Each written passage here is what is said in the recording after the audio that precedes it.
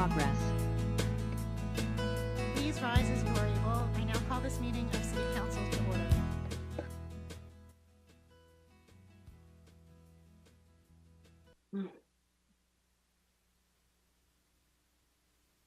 Oh, Canada,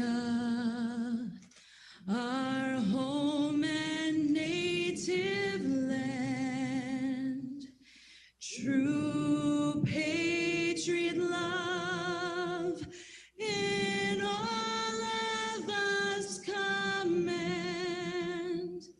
With glowing hearts we see thee rise, the true north, strong and free. From far and wide, oh Canada, we stand on guard for thee. God keep our land glorious and free. Oh, Canada, we stand on guard for thee. Oh, Canada, we stand on guard for thee.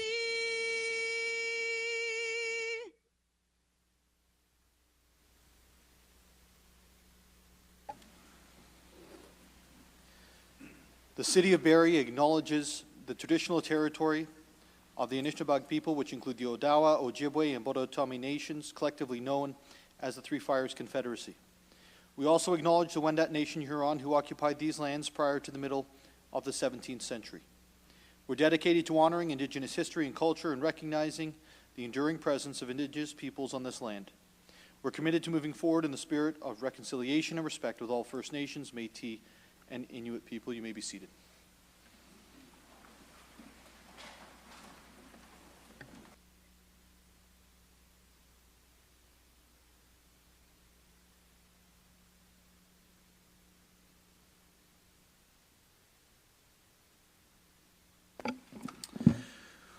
We'll now begin with the swearing in of our student mayor.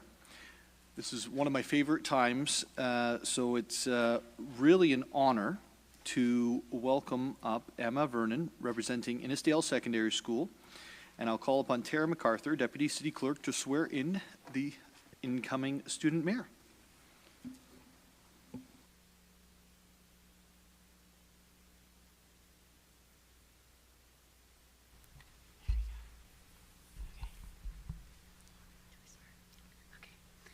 I, Emma Vernon, having been elected to the office of student mayor for the period of October 25th, 2023 to November 8th, 2023, do solemnly promise and declare that I truly, faithfully, and impartially exercise this office to the best of my knowledge and ability.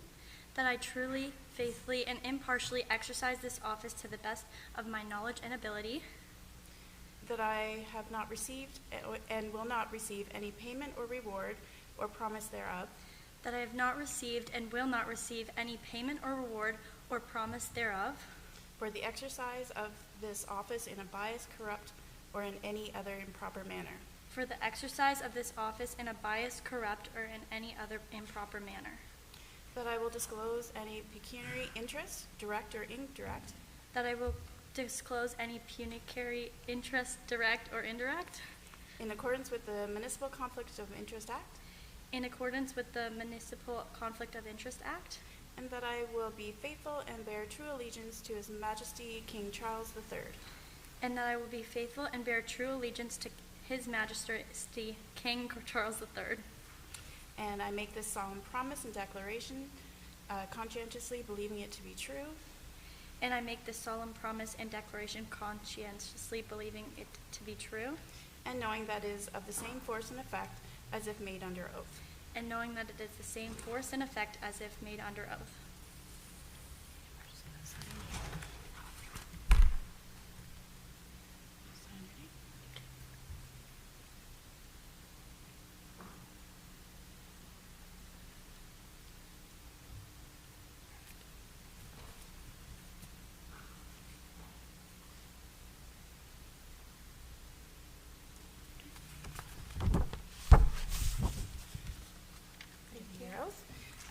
And you may now assume your seat next to Mayor Nuttall, and actually right behind our Deputy Mayor Thompson as well. Thank you, Madame Deputy Claire. Welcome to Council, Your Worship. I hope you enjoy your term in office. I will now, actually before I do, just a fun note, Emma. So we have Councilor Morales, who was a student mayor here in the city of Barrie. What year was that? 2009. And you have myself, who was a student mayor in 2003. So hopefully one day you're on this table and do a better job than we do. Councillor Riepma, we'll start with your introduction, sir, if that's okay. Well, welcome to City Council. My name is Claire Riepma, and I'm the councillor for Ward 1. Again, welcome. Congratulations. And my name is Craig Nixon. I'm a Ward 2 councillor. Welcome to the team. My name is Anne Marie Kungle, and I'm the Ward 3 councillor. Councillor Corser. Hi, I don't know if you can hear me. Yes. Welcome to the table, and I'm sorry I'm not there to greet you in person. I'm Amy Corser. I'm Ward 4 council. Welcome and congratulations. I'm the Ward 5 councillor and also the Deputy Mayor, Robert Thompson. Welcome. My name is Neguse, Ward 6 councillor. Welcome. I'm Councillor Gary Harvey, Ward 7 in the southwest corner of the city, and welcome. And I'm texting back and forth with your dad, so I'm sure he's watching. Welcome, Emma, and congratulations. And just your first order as student mayor will be to approve a first City of Barrie Youth Council. So congratulations, hopefully. Welcome, I'm Sergio Morales. I'm the Ward 9 councillor, so the Painswick, St. Peter's area. Welcome. By the way, when I was getting Deputy Mayor Thompson to sign the motions, I walked by, and that was the very chair or the area that we sat in that time. So brings back memories. Welcome, Mayor Vernon. I'm Bryn Hamilton. I'm the Ward 10 councillor. Thank you, members of council, and your worship, don't worry about the word pecuniary. You did it better than most of our council did, including myself. We'll now go to the confirmation of the minutes. The minutes of the City Council meeting held on October 4th, 2023 have been circulated. Are there any corrections? Seeing none, we will adopt the minutes as printed and circulated. We're now going to go into awards and recognition. We have a number of teams, as you can tell, to recognize this evening. And the 6.1 is the first of the presentations. This is the recognition of the Simcoe County Rovers men's football club team on winning the 2023 League One Ontario Championship. So I'd like to congratulate the Simcoe County Rovers men's football club on this incredible season and on the incredible ending. I was at the semi-final, not the final, but I understand it was an incredible game as Sean and others were on hand, and I would like to now invite representatives of the team to approach the podium in the center here and say a few words about the season, and then we'll do some certificates. Now, in case members of the public don't know, I'll let you introduce yourself, but are you going to brag about yourself, or do I need Not to do really, that for no. you? Yeah. Well, first of all, thank you, Mayor. Thank you, Council. I am Julian de Guzman, the president of the Simcoe County Rovers. I am a former international for the Canadian national team, represented the national team since 2000, and I've had a chance to play abroad in Europe as well since 1997. So I've traveled the world. I've been involved in the game for 26 years professionally. I've been a GM as well for a team in Ottawa as well, and now I am in Barrie representing the Simcoe County Rovers. This was a dream, obviously, having this opportunity to start a team back in 2022, and here we are, champions a year later. But I must say, it's all about what I experienced in my past career. It sticks out in my head. Since I went to Marseille in '97, the technical director once told me, "Soccer's not meant for Canadians." So I had to prove him wrong and prove many wrong, and made a career out of it, but also opened the opportunities for these young gentlemen behind me who have worked so hard and dedicated their time and lives to bring a trophy back to the city. And the opportunity now for these guys is to hopefully play against TFC in a tournament called the Canadian Championship in 2024. If we get that draw, I would welcome everyone here and everyone behind me to join us at BMO Field and represent the Simcoe County Rovers. So thank you again, the city. Thank you, Mayor. Thank you, Council. And the opportunity for us to keep this trophy here in 2024 is definitely on the agenda. Appreciate it.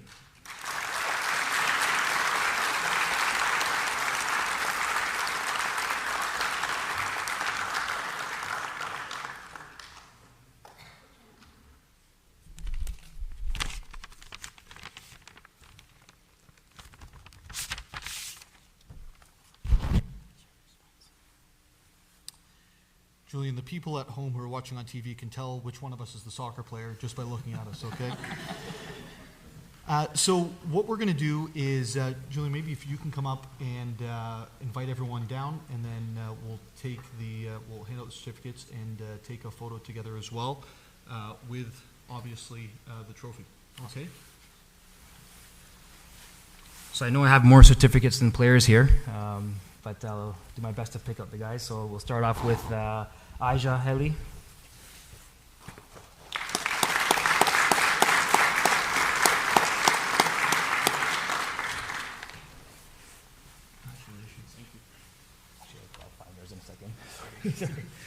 Tajay Reed.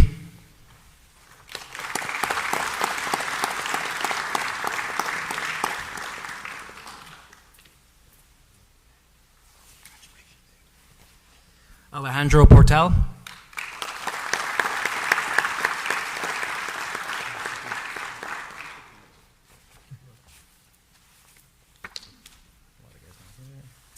Sean-Claude Lawson.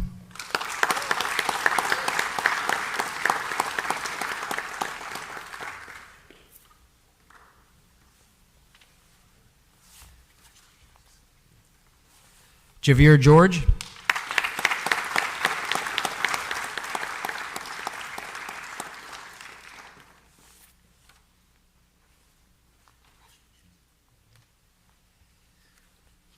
Got Cameron De Silva.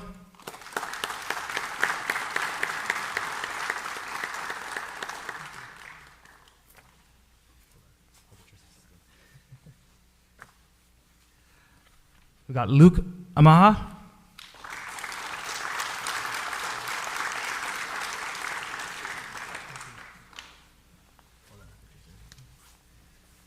Paul Karajiniakos.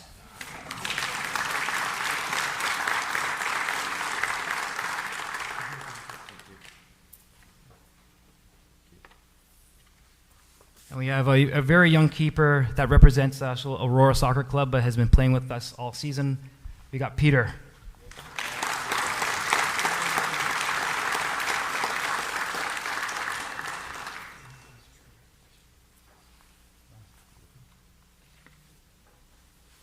And last but not least, our CEO, Peter Racco.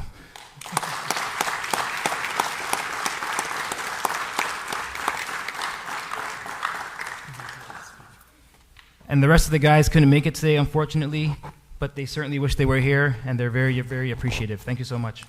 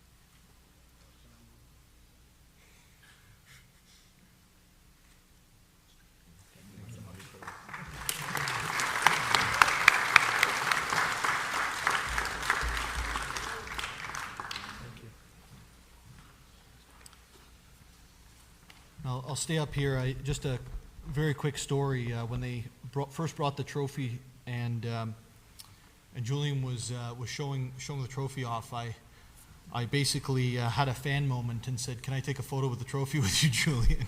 And so we are so blessed to have the talent in this city that obviously won the trophy, won the cup, but we're also incredibly blessed to have people who have the experience and leadership qualities of Julian in our town doing what he does, and obviously as a team with Peter and everyone. So it takes a lot of different things to make it happen. To win the second year in, I think is pretty unheard of. So congratulations to the team and to the management. Next, we have 6.2, recognition of the Barrie Bombers under 13 boys C lacrosse team and under 15 girls B lacrosse team for winning the 2023 Ontario Box Lacrosse Provincial Championship. There are 3 Barrie Bombers lacrosse teams actually being recognized this evening. As I said, the under 13 boys, under 15 girls, and the under 17 men's. So I'd like to congratulate each team, and I'll call them up individually. So we're going to start with the under 13 boys C lacrosse team. So if I can have the coach management come up and say a few words, and then we will go through the individual and team recognition.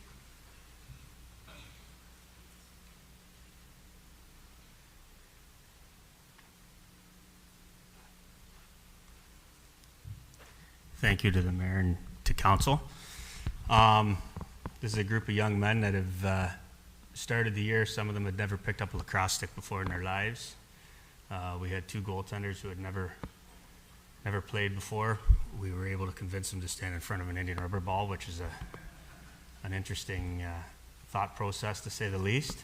And throughout the year, they developed, they built camaraderie. They grew as a team together. They played as a team. They never played as individuals. Nobody was worried about points or goals. They were all worried about helping the teammate out and the ultimate goal. The name on the front of their jersey was really more important than the name on the back. So they did a great thing. Won provincials, and congratulations, fellas. So I guess I'll start by calling up.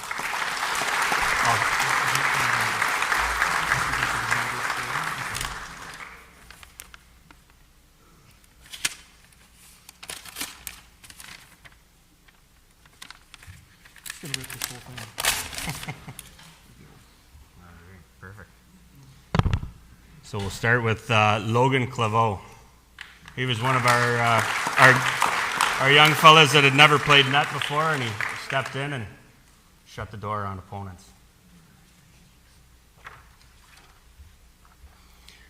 Patrick McKee, who couldn't make it, he's ill tonight. Logan Culp.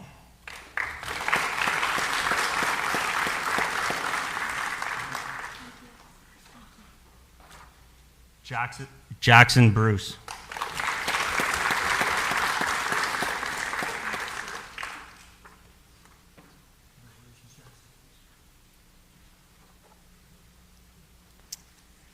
Isaac Mason.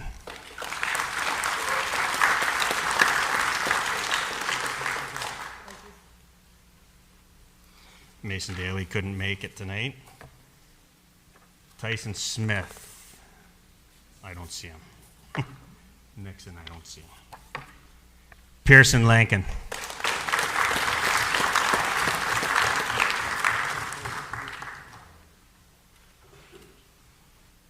Landon couldn't make it. Landon Maisonneuve couldn't make it.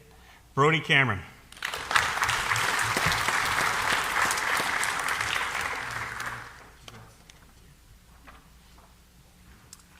Tonino Albanese.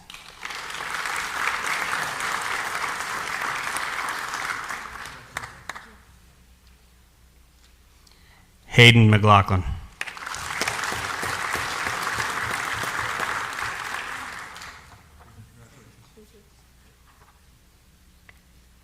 Cohen Wallace.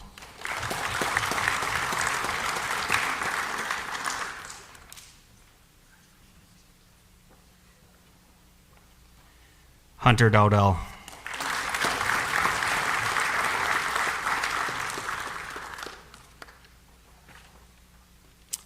Apollo Dick.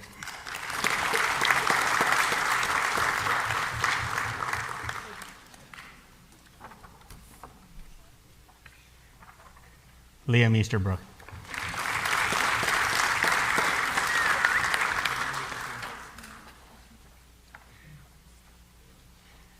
Emmett Lane. The coaches, John McKee couldn't make it. Chris Maisonneuve couldn't make it. Rob Wallace.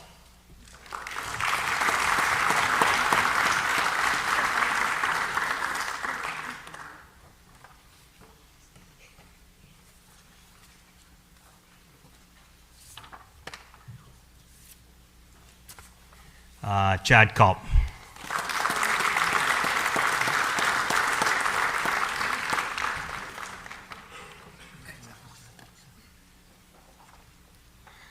And the rest. Kelly McKee was a manager, Chris Maisonneuve, and John McKee could not make it. So thank you again to everybody. Thank you.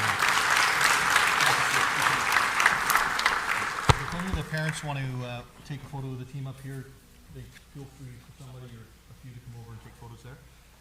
And out of the way of the thing, could be one of the provincials, guys.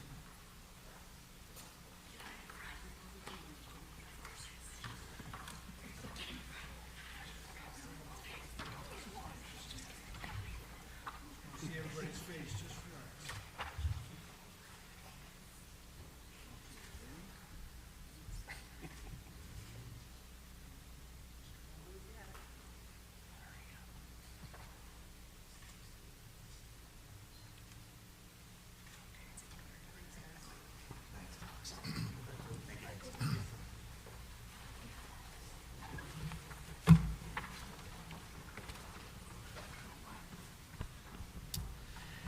I'll now call upon the under 15 girls B lacrosse team. If we have coach or management approach the podium.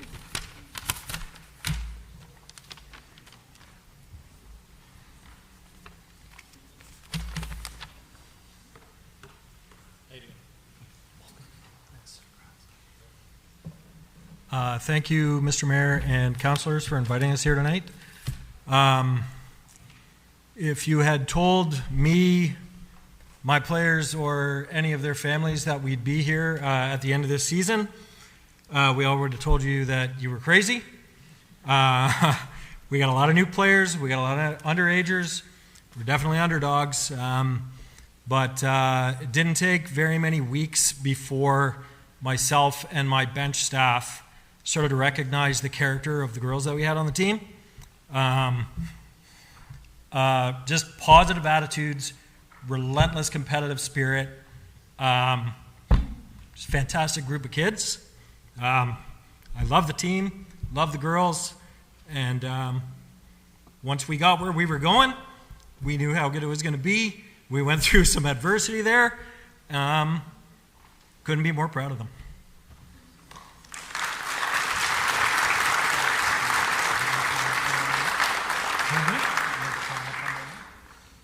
Sure.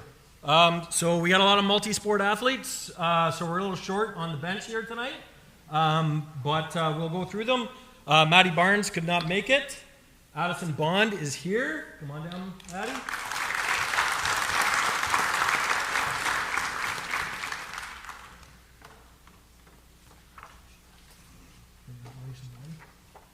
Chloe Bowers is here.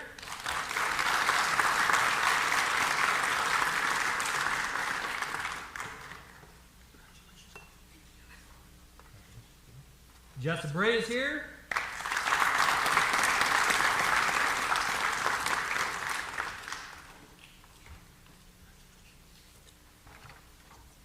Kelsey Brubacher could not make it. Her sister Alexis could not make it. Taylor Coleman is here.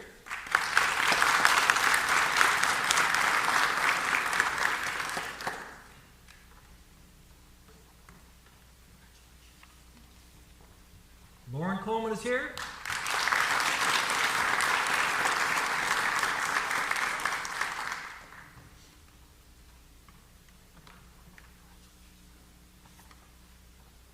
Emma Coughlin could not make it.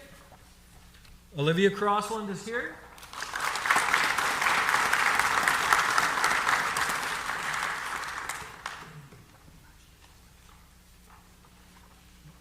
Valentina Dominguez is here.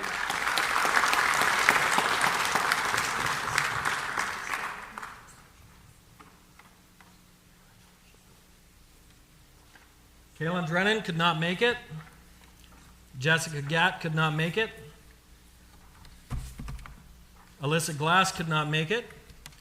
Addison Greer could not make it.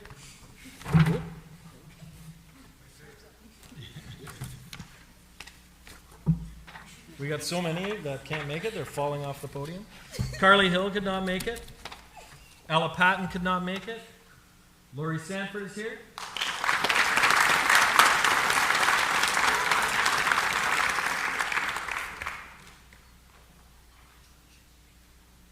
Lila Sulker is here.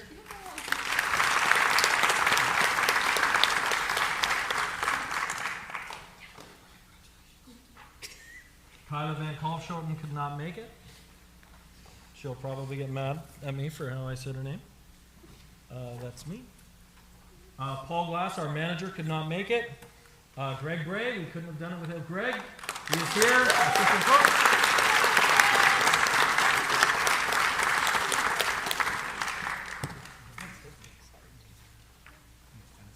Our other assistant coach, Alex Brubecker, could not make it. Our trainer, Mike Gatt, could not make it. And our assistant trainer, Nicole Ilavsky-Drennan, could not make it.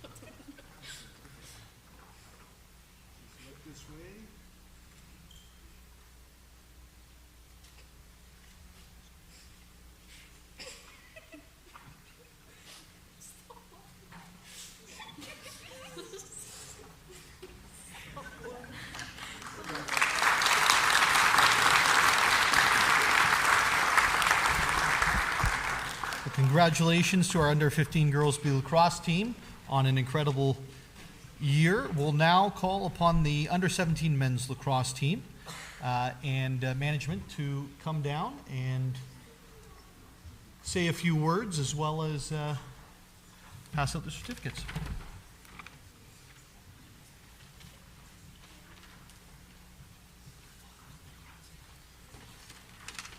Hello, my name's Chris Callow. I'm the head coach for the U17 field boys and girls team. I'm not very well at this, so I'll keep it nice and short and sweet. The young students of the game made me, enjoy watching them play, how they picked up a stick and how they went out there with passion. I want to say that, for guys and girls that played this year, I'm very proud of you guys, and keep playing with the stick. Don't give up the sport that you love.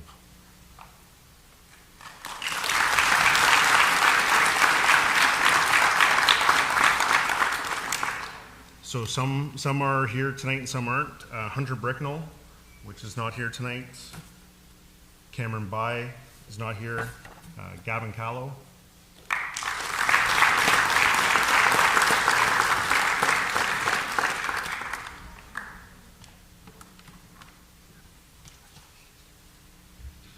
Eric Kapling. I just want to make a quick note.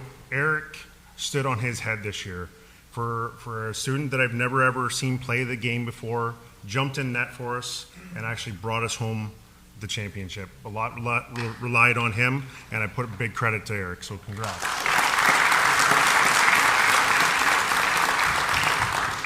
Ryan Krafchek.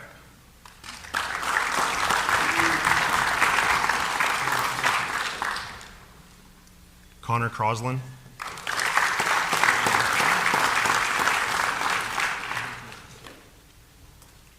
Cooper Dugan.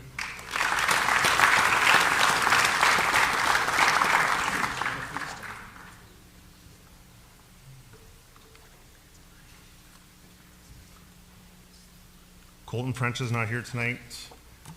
Nicholas Gage is not here. Cam Hodgson's not here. Tristan Hyder also not here, as well as his brother Josh Hyder. Ben King.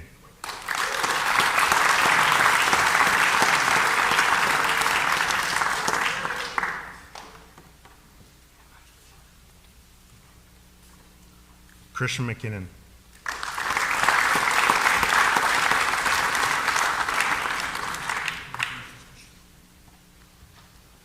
Jaden Maseko.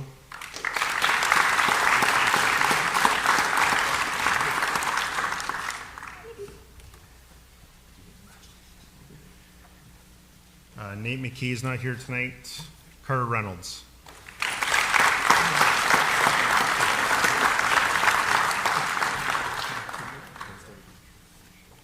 Jack Severn.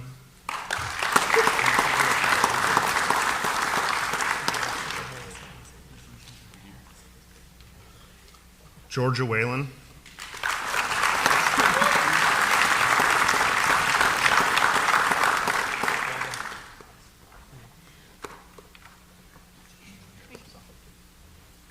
Keith McKinnon.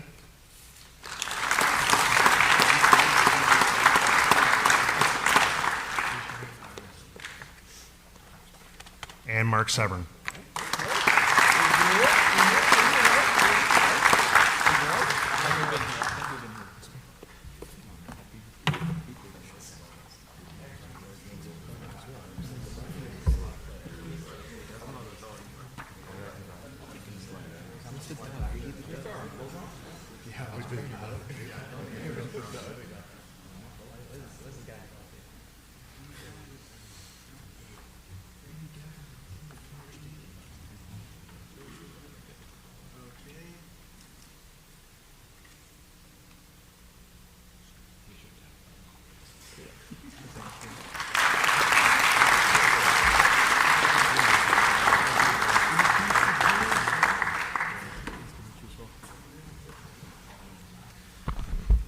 Members of council, these guys were hard to get around and they're not even playing the game. So can't imagine how hard it is out there. We're now going to move on to 6.3, recognition of the members of the Team Ontario Lacrosse Under-17 Women's Box Lacrosse Team. I would like to congratulate Team Ontario's Under-17 Women's Box Lacrosse and Under-17 Men's Field Lacrosse teams on their successful seasons, hard work, and dedication.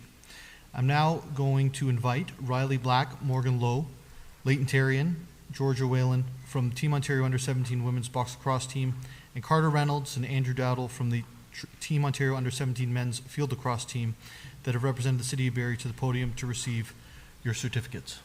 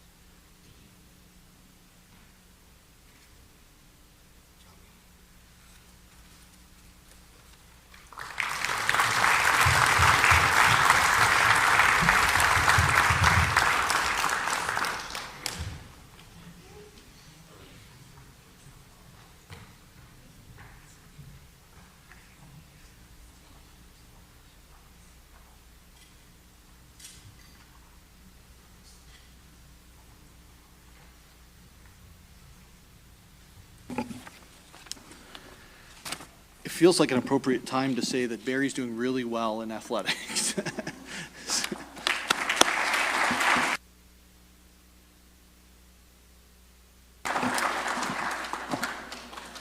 So I know how riveting this show is that you could stay and watch, but you probably don't want to stay and watch. So I'm going to give a 30-second break for folks to exit if they'd like to go at this point. But Julian, it is a lot of fun here, so you can stay if you want to.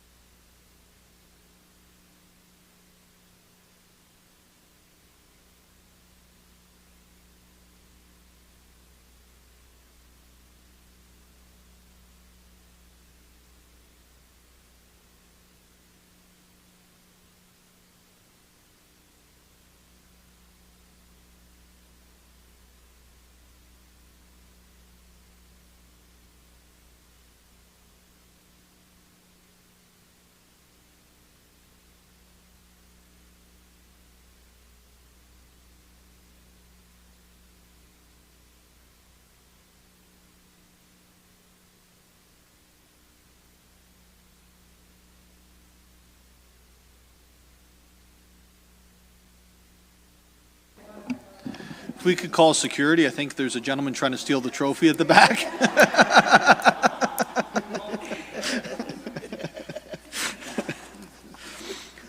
I'm just kidding for those who aren't here. All right, we get to go from all of the celebration of certificates to deputations. So tonight we have one deputation by Nathan Jankowski of Pattison Outdoor Advertising concerning Motion 23G 239 regarding a request for exemption from signed bylaw 2018-029, 833 Yonge Street, Ward 9. Sorry. He's online and will be joining us this evening from another place. And before we have the deputation, I just want to cite that Councillor Morales no longer has a conflict of interest on this matter, and so he's not required to abstain from any of the debate or from any of the votes. So I just want to make sure that was on the record before we went into the deputation. So Mr. Jankowski, the floor is yours for 5 minutes. Thank you very much. Good evening, everybody. I apologize that I cannot be there in person tonight. I'm feeling a little under the weather. This allergy season has been terrible for me, so I do apologize. I would like to have been there to present in person, but I am happy to present here electronically and then answer any questions you might have about our project. So if I can just share my screen here, 1 second, please.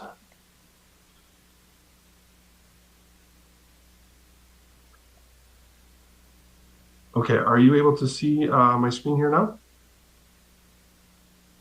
Excellent. Okay, so I'm here this evening to speak to you about a project we are working on at 833 Yonge Street, which is the Barrie South GO station, and we're here seeking an exemption for a reduced setback to the property line for a ground sign that was previously approved. So on behalf of Metrolinx, we are requesting council approval for a sign bylaw exemption related to a previously approved sign at the Barrie South GO station. The sign is a crucial component of a comprehensive network at Metrolinx stations throughout Ontario, and they're aimed at providing construction updates, public safety messaging, including Amber Alerts and extreme weather advisories, transit service information, and as well as promoting local and national businesses. So a permit was previously issued for the sign in May 2023, but site-specific conditions have led to our request for a reduced setback. So we are now asking for an exemption from the 15-meter setback to allow for a 4-meter setback to the property line. However, we do believe that a 4-meter setback in this instance still aligns with the sign bylaw's general intent and objectives and ensures that there's appropriate distancing from the road. This is because at this station, there is a 40-meter wide boulevard, which provides ample spacing between the property line and the traveled portion of the street. As such, we consider this exemption appropriate based on the unique characteristics of this property. So most importantly, also placing the sign outside of the parking area at that reduced setback will allow Metrolinx to optimize its snow removal operations without having to maneuver around the sign supporting post. And like all ground signs, we will ensure that the clearance requirement of 4.25 meters from grade set out in the Ontario Building Code will allow for safe space below the sign face. So I have a couple of visuals here to show you.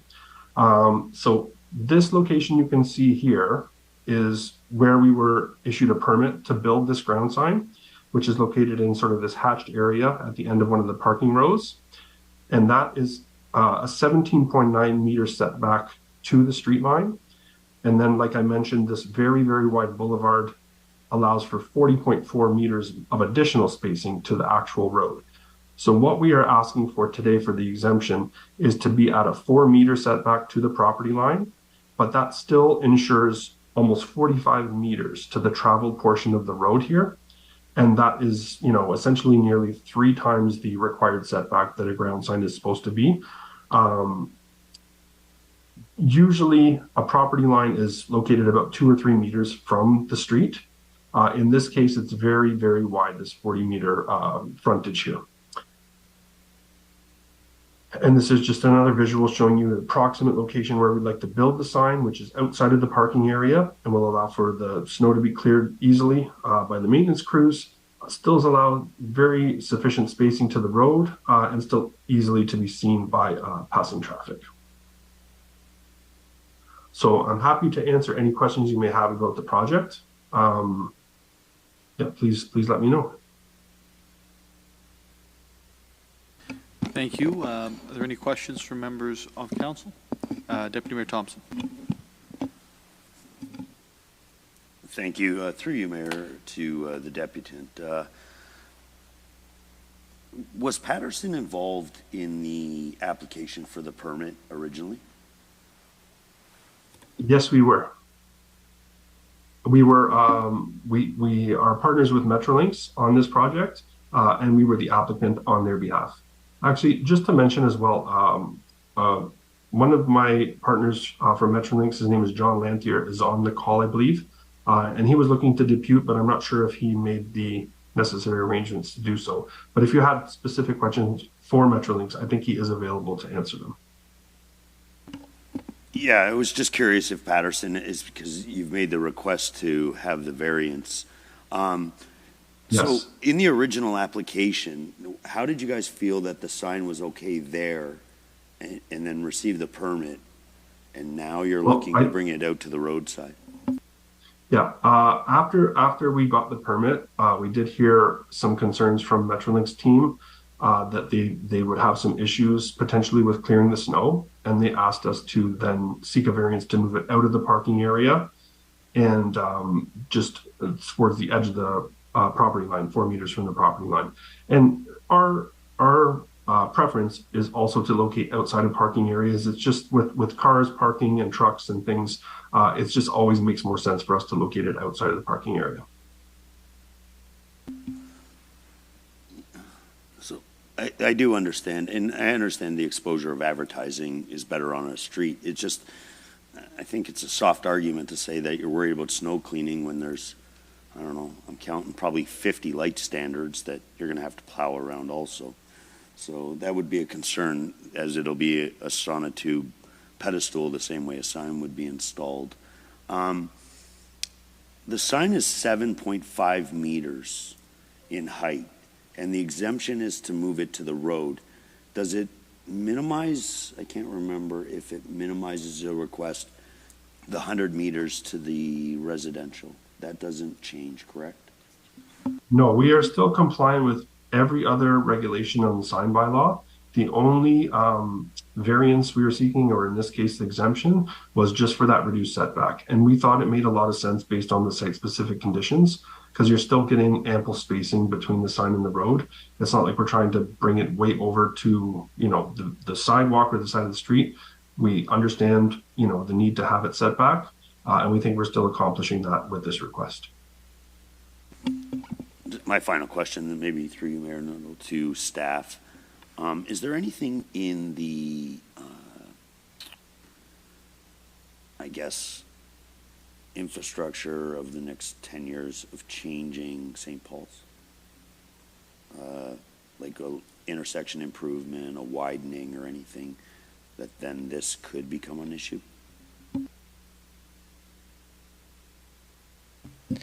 Through you, Mayor Nuttall, to Deputy Mayor Thompson. So there are absolutely tons of infrastructure projects in and around Yonge Street, Mapleview, maybe not necessarily St. Paul's Crescent itself, but all within the capital plan. So definitely within the next 10 years. Yeah. Okay. Thanks. Councillor Harvey.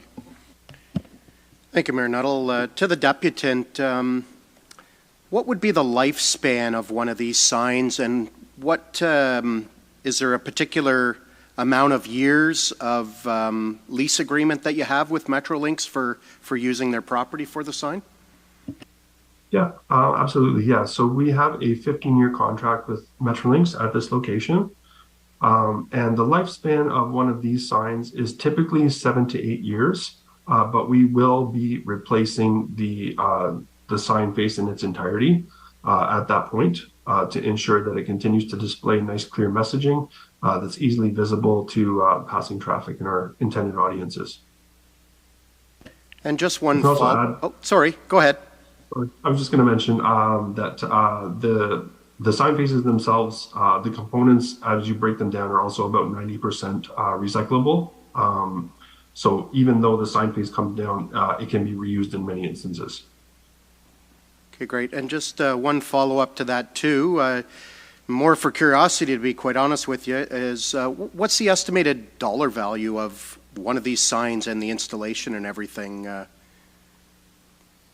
I couldn't give you an exact figure, but they are expensive. I would say it's in six figures. So that's why the length of the contract reflects the capital investment that we're putting in there. Okay, great, thanks. And my last follow-up question, Mayor Nuttall, would be to staff, just to kind of actually get a little deeper into the same question that Deputy Mayor Thompson had asked. Essentially, is there any forecast for this road to be widened at all in the next decade or so? Through you, Mayor Nuttall, to Councillor Harvey, Yonge Street? There is capital plan work in the 10-year capital plan for the Yonge Street corridor, yes. It is outwardly, like it's 2027 maybe, don't quote me exactly, but it is definitely within this current capital plan. Just a follow-up, if I could, Mayor Nuttall. Does that capital piece involve the widening of the road, or is it resurfacing the same number of lanes that we currently have on Yonge Street in this area? Through you, Mayor Nuttall, to Councillor Harvey, I believe it's more than just the road piece. It's infrastructure improvements needed to service the lands in the south end of the city. So it most likely would be broader than just a pavement program. I hate this back and forth, but I have to ask one more if I could, Mayor Nuttall. From what I can see, we're only talking about moving the sign a few meters, and there is a significant boulevard space that is much greater than what we see in most areas of our city. Would the location of this proposed sign, with what they're asking for, ever impact the future infrastructure that we're talking about that could happen over the next decade, which ultimately is the lifespan of this sign? Through you, Mayor Nuttall, to Councillor Harvey, I haven't actually looked specifically at the location. Obviously, if it's mobile and there's the ability to move it a bit, staff would always work with the applicant if that's the case, in particular if there was agreed upon council decision to do so. Great, thank you. Councillor Morales. Thank you, Mayor Nuttall. Question before I start, Mayor Nuttall. I was just consulting with Councillor Hamilton.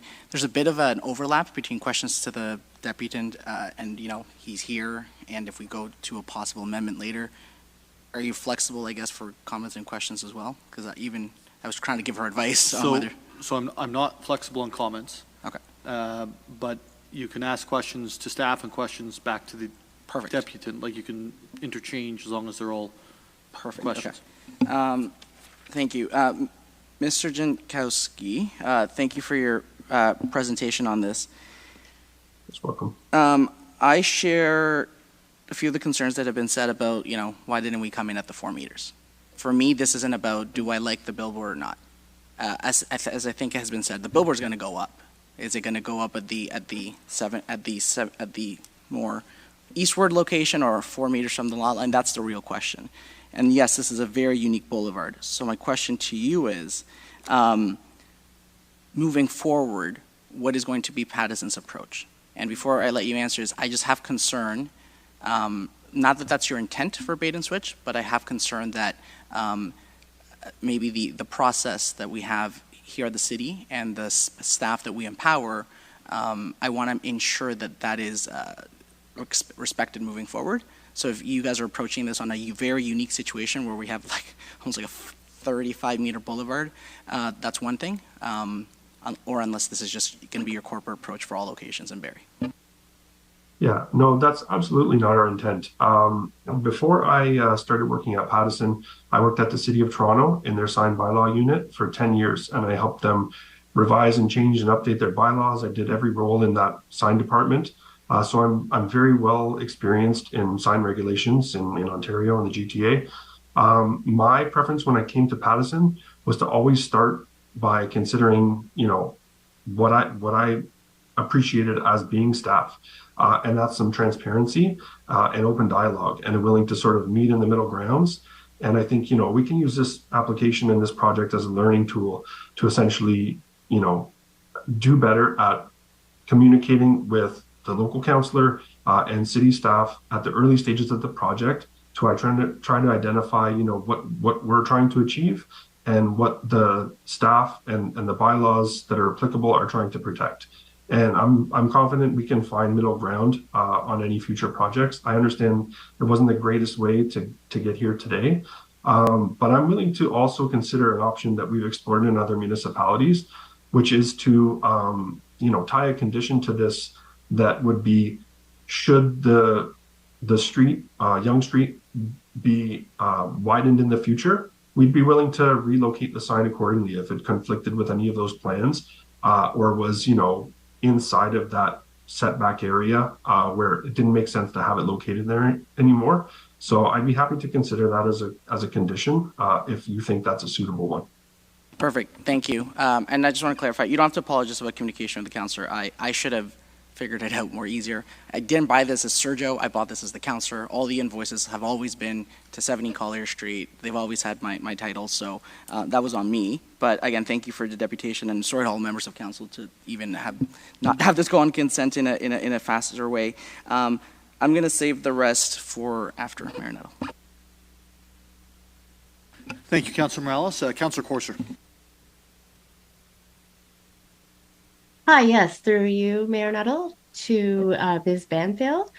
Is there any concerns about line of sight? I don't see them, but maybe I'm missing something that staff might pick up.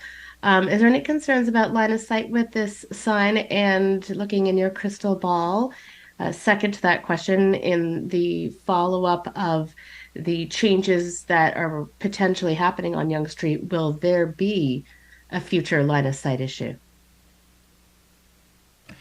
Through you, Mayor Nettle, to Councillor Courser. Usually planning staff or development services staff would comment on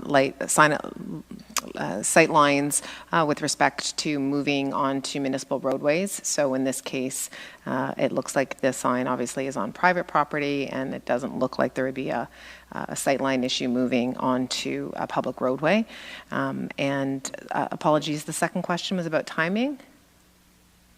No, I'm sorry. The second question was if looking into your crystal ball with the changes that may potentially come up with Yonge Street, is there any concerns about line of sight with future changes?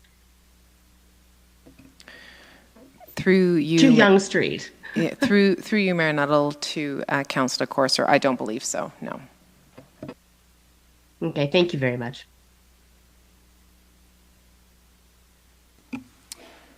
Seeing no other questions for the deputant, thank you for your deputation this evening. And Most welcome. We will be dealing with the matter actually up next in the committee report. So, Deputy Mayor Thompson, I believe you have the motions.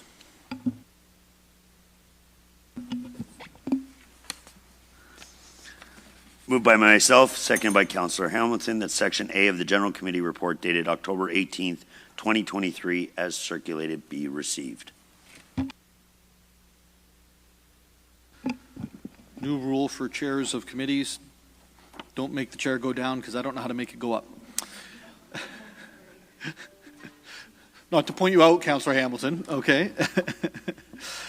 It's moved by Deputy Mayor Thompson and seconded by Councillor Hamilton that Section A of the General Committee Report dated October 18, 2023 as circulated be received. This is regarding 23-G-216, report of the Community Safety Committee dated September 19, 2023. 23-G-217, report of the Affordability Committee dated September 27, 2023. 23-G-218, report of the Finance and Responsible Governance Committee dated September 27, 2023. 23 and 23-G-219, report of the Community Safety Committee dated October 4th, 2023. Are there any questions or comments with regards to the motion? Seeing none, all those in favor, it carries. Deputy Mayor Thompson.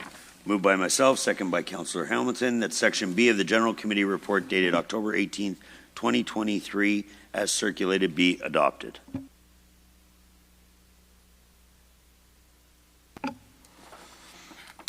It's moved by Deputy Mayor Thompson, seconded by Councillor Hamilton, Section B of the General Committee report dated October 18th, 2023, as circulated, be adopted.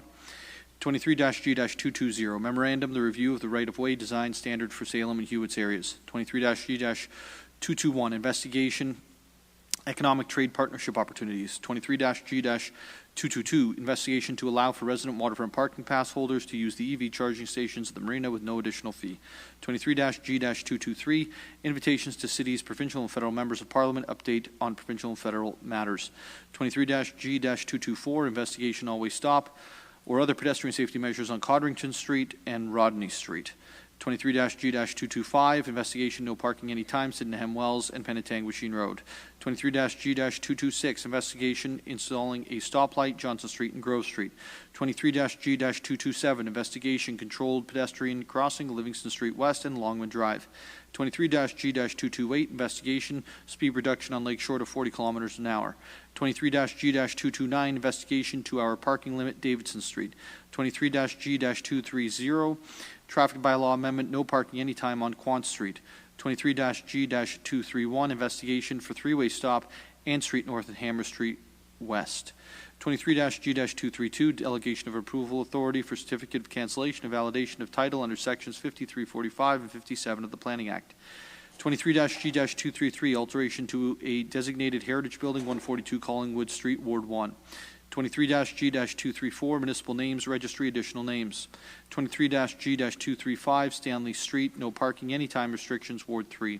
23-G-236, request for exemption to animal control bylaw 2010-035 as amended.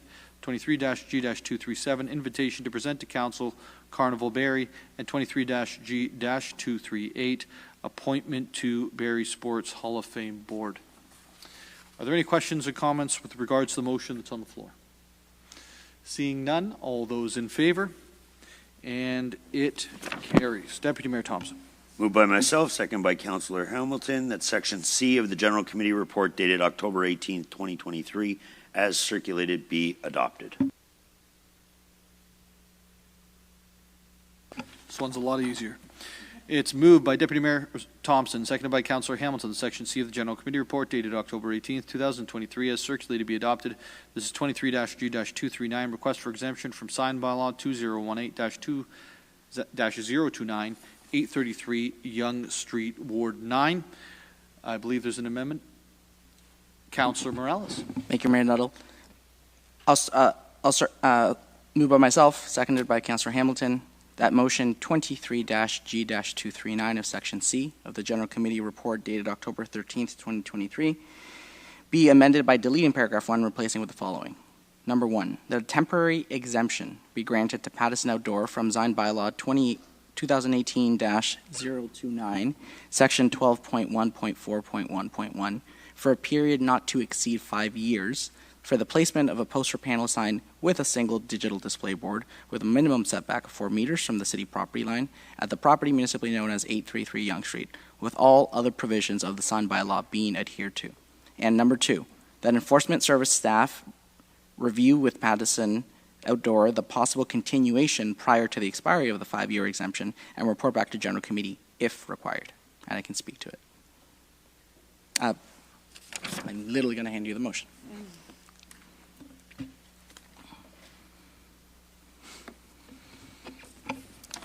It's moved by Councillor Morales and seconded by Councillor Hamilton that motion 23-G-239 of Section C of the General Committee report dated October 18, 2023 be amended by deleting paragraph 1 and replacing it with the following. 1, that a temporary exemption be granted to Pattison Outdoor from sign bylaw 2018-029, Section 12.1.4.1.1 for a period not to exceed 5 years for the replacement of a poster panel sign with a single digital display board with a minimum setback of 4 meters from the city property line at the property municipally known as 833 Yonge Street, with all other provisions of the sign bylaw to be adhered to. And 2, that enforcement services staff review with Pattison Outdoor the possible continuation prior to the expiry of the 5-year exemption and report back to General Committee if required. Councillor Morales. Thank you, Mayor Nuttall. I'll start, before I start speaking, I was going to say this much. I'm going to cut it down in half. I've been speaking a lot the last couple of meetings, so if anybody does have a question for me, because I'm the mover and you can only speak once at council, please leverage it back to me. You can go to staff, not telling you where to go, but just asking in the form of a question. Otherwise, I won't start cutting my content. But so this is a really fascinating situation because to me, Mayor Nuttall, it embodies what a case-by-case basis is. I agree with the Deputy Mayor Thompson, the comment that he has said earlier this week, which it's not a minor variance. And the fact that it's not a minor variance is actually indicative of how unique this property is. I can't think of any other area in the city where you have like 35-meter boulevard between a road, the existing curb, and the property line. And in an area where there's not going to be a kiss and ride there, there's a signalized light already there. There's going to be the extension into the lands. We've got Schlegel project. They adhere to all the other ones. We're actually a little bit more permissive than Mississauga. They do a 250-meter setback to residential, Deputy Mayor Thompson, and a couple of other things. So I know some people have deeply held beliefs. Billboards, yes or no. This is not our land, number one. It's not public land. The billboard's going to happen. It's either the current location or the optimal location or the non-optimal one. I think I've said the comments to the Deputy. I don't like that approach of changing it, but maybe that's indicative of the fact that and I had a really good chat with the Chair of Finance, Councillor Harvard, earlier, and he just made me think of a lot of good questions. Maybe this is something that we take back to the task force. We see the signed bylaw for these things was 2018. Maybe it's time to revisit it because I want to find a delicate balance where the industry isn't doing this like minor variance thing.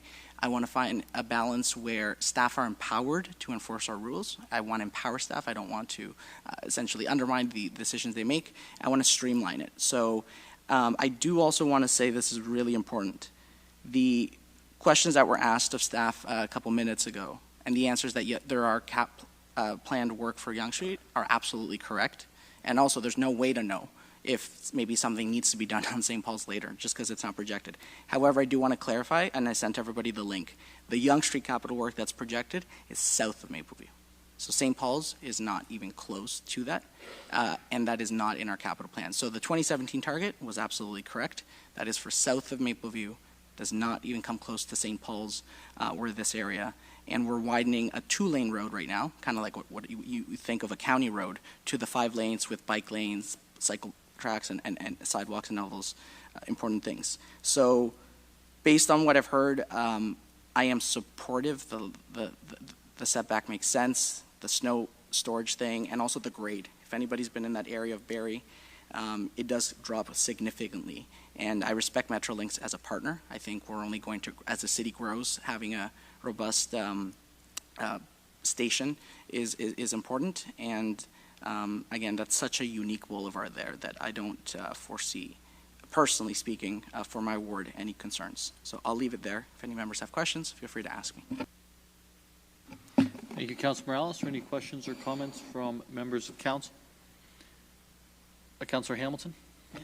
Just a comment as a secondary of that motion, because I generally like to heed staff's advice. You guys are the experts, and especially when it's accompanied with a well-written report, which it was last time. But as I drive by South Go Station every single day on my way to my kids' school, and I looked at it and I thought, I'm not quite sure why we are opposing the variance requested. I think our job as councillors is to actually take a step back sometimes and look at in what circumstances we do need to create exemptions. And to me, in this case, as Councillor Morales has pointed out, the uniqueness of the size and the width of the boulevard, it actually makes more sense for me to locate it where they're proposing as opposed in the parking lot. So I'm fully supportive of this. I actually appreciated this past week to reflect and take a drive by and look. And I'm sorry I didn't bring this up last week. So I appreciate the deputation, and I'm supporting the motion going forward, or the amendment going forward. Thank you, Councillor Hamilton. Councillor Harvey. Thank you, Mayor Nuttall. I am very supportive of the direction that we're going right now. There's only one piece that I struggle to support in this amendment, and that's the 5-year clause. Either we're going to allow it or we're not going to allow it. Putting a window on its review, especially when it's before the lifespan of a piece of infrastructure that's 6 figures, if I was on the other side as a business person, I would have difficulty with that. And that's where I think there's a little bit better way that we can massage this without putting that hard 5-year cap on it. So I do have an amendment to the amendment, I guess. Moved by myself and seconded by Councillor Negussi, that in Section 1, remove the words, period not to exceed 5 years, and replace Section 2 with a clause be included that if the sign is required to be moved for future infrastructure projects, the cost of doing so will be paid for by Pattison Outdoor.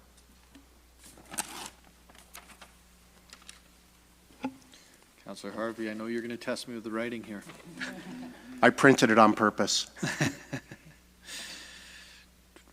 Okay, it's moved by Councillor Harvey. It's seconded by Councillor Negussi to remove, in Section 1, remove the words period not to exceed 5 years and replace Section 2 with a clause that clause be included that if the sign is required to be moved for future infrastructure projects, that the cost of doing so will be paid for by Pattison Outdoor.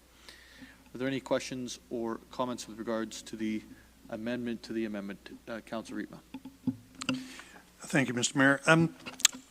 I'm generally not in favor of this whole scenario in terms of giving approval to this billboard.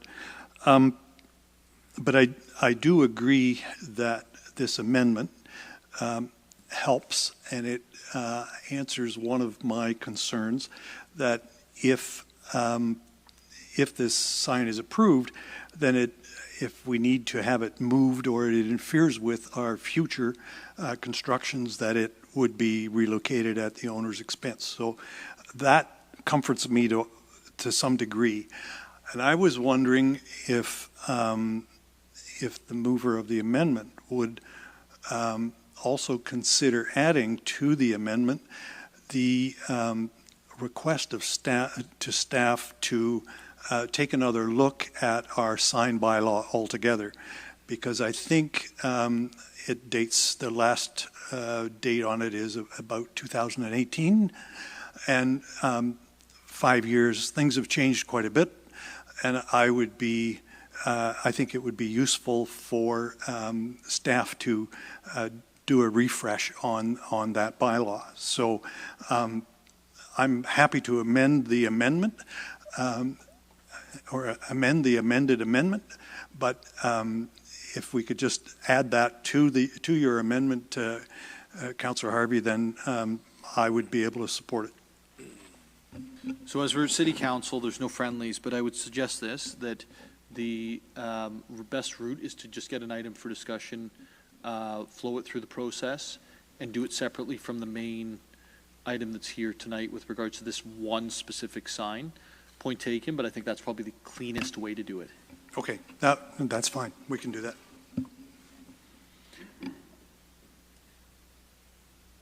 Councillor Morales. Very quickly, Mayor Nuttall, I'm supportive of Councillor Harvey's amendment. And again, he asked some really good questions earlier and created a thought-provoking conversation. I have a response from the deputant who's watching. He, to Councillor Harvey's amendment, he goes, comfortable with this. We will move this. We will move this one, if required, wouldn't be the first time. Meaning they are willing to.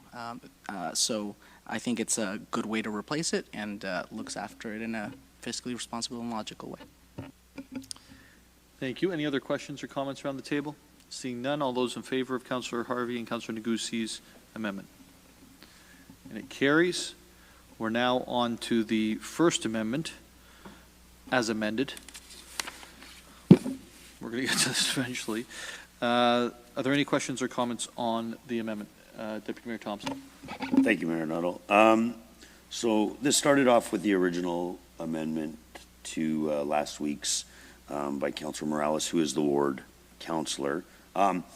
So I had a little bit of a problem with the process, as I don't want this to be the side of precedent setting. I believe that we should look at everything as an individual, as council, but sometimes this is the precedent setting where we always put in the approved location that'll never raise a flag, and then as soon as rubber's going to hit the road, we ask for variances. So this isn't what I want to set as a precedent. But with the work that Councilor Morales did on this, and you know, looking at things and keeping other parts of the variances, or sorry, not allowing the variances, I will support this moving forward on a one-off because it is a little bit, and the amendment that Councillor Harvey moved gives me comfort that if they realign St. Paul's, that this won't interfere with that at a cost to the taxpayer. Thank you, Deputy Mayor. Any other questions or comments around the table on this? On the amendment as amended, all those in favor? And that carries. On the main motion, any other comments or questions from members of council? Seeing none, I believe honestly, folks, that this is the right way to go. I don't think we're undermining ourselves in the end of this. I will say, just as a go forward, if staff recommend not doing something, please don't go back to them and say in the future you decide whether it, needs to go back to council or not, or committee or not, because they've already stated their position that they don't want it there. I think we got to where we need to be, which is the lifespan of the sign, but I wouldn't want to put staff in a position where council said one thing, staff said another, and then we delegate authority to them, which is probably just going to fall back to what the staff originally said 5 years down the road, and that could have created an issue. So thank you, council. I think that everyone working together brought this into a good place. If there's no other comments or questions, all those in favor? It carries. As amended.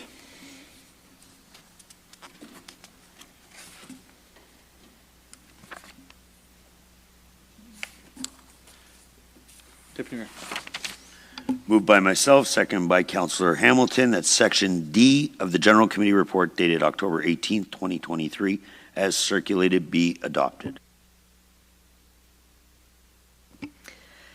Through you, Mayor Nuttall, I would like to declare a conflict of interest.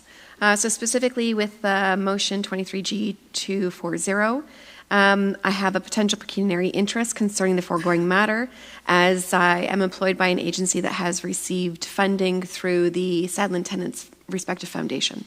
So I'll be removing myself from any discussion or the vote on this matter. Thank you, Councillor. Madam Clerk, is the conflict being noted? Yes, Mayor Nuttall, it has. Thank you. It's moved by Deputy Mayor Thompson, seconded by Councillor Hamilton, the Section D of the General Committee Report dated October 18, 2023, as circulated, be adopted. This is 23G240, 2023 year-to-date internal audit status report. Are there any questions or comments around the table? Seeing none, all those in favor? And it carries. Deputy Mayor Thompson. Moved by myself, second by Councillor Hamilton, that Section E of the General Committee Report dated October 18, 2023, as circulated, be adopted. It's moved by Deputy Mayor Thompson, seconded by Councillor Hamilton, the Section E of the General Committee Report dated October 18, 2023, as circulated, be adopted. This is 23-G-241, no parking, Downing Street. Any questions or comments with regards to the motion? Seeing none, all those in favor? And it carries. Deputy Mayor. Moved by myself, second by Councillor Hamilton, that it's Section F of the General Committee Report dated October 18, 2023, as circulated, be adopted. It's moved by Deputy Mayor Thompson, seconded by Councillor Hamilton, that Section F of the General Committee Report dated October 18, 2023, as circulated, be adopted.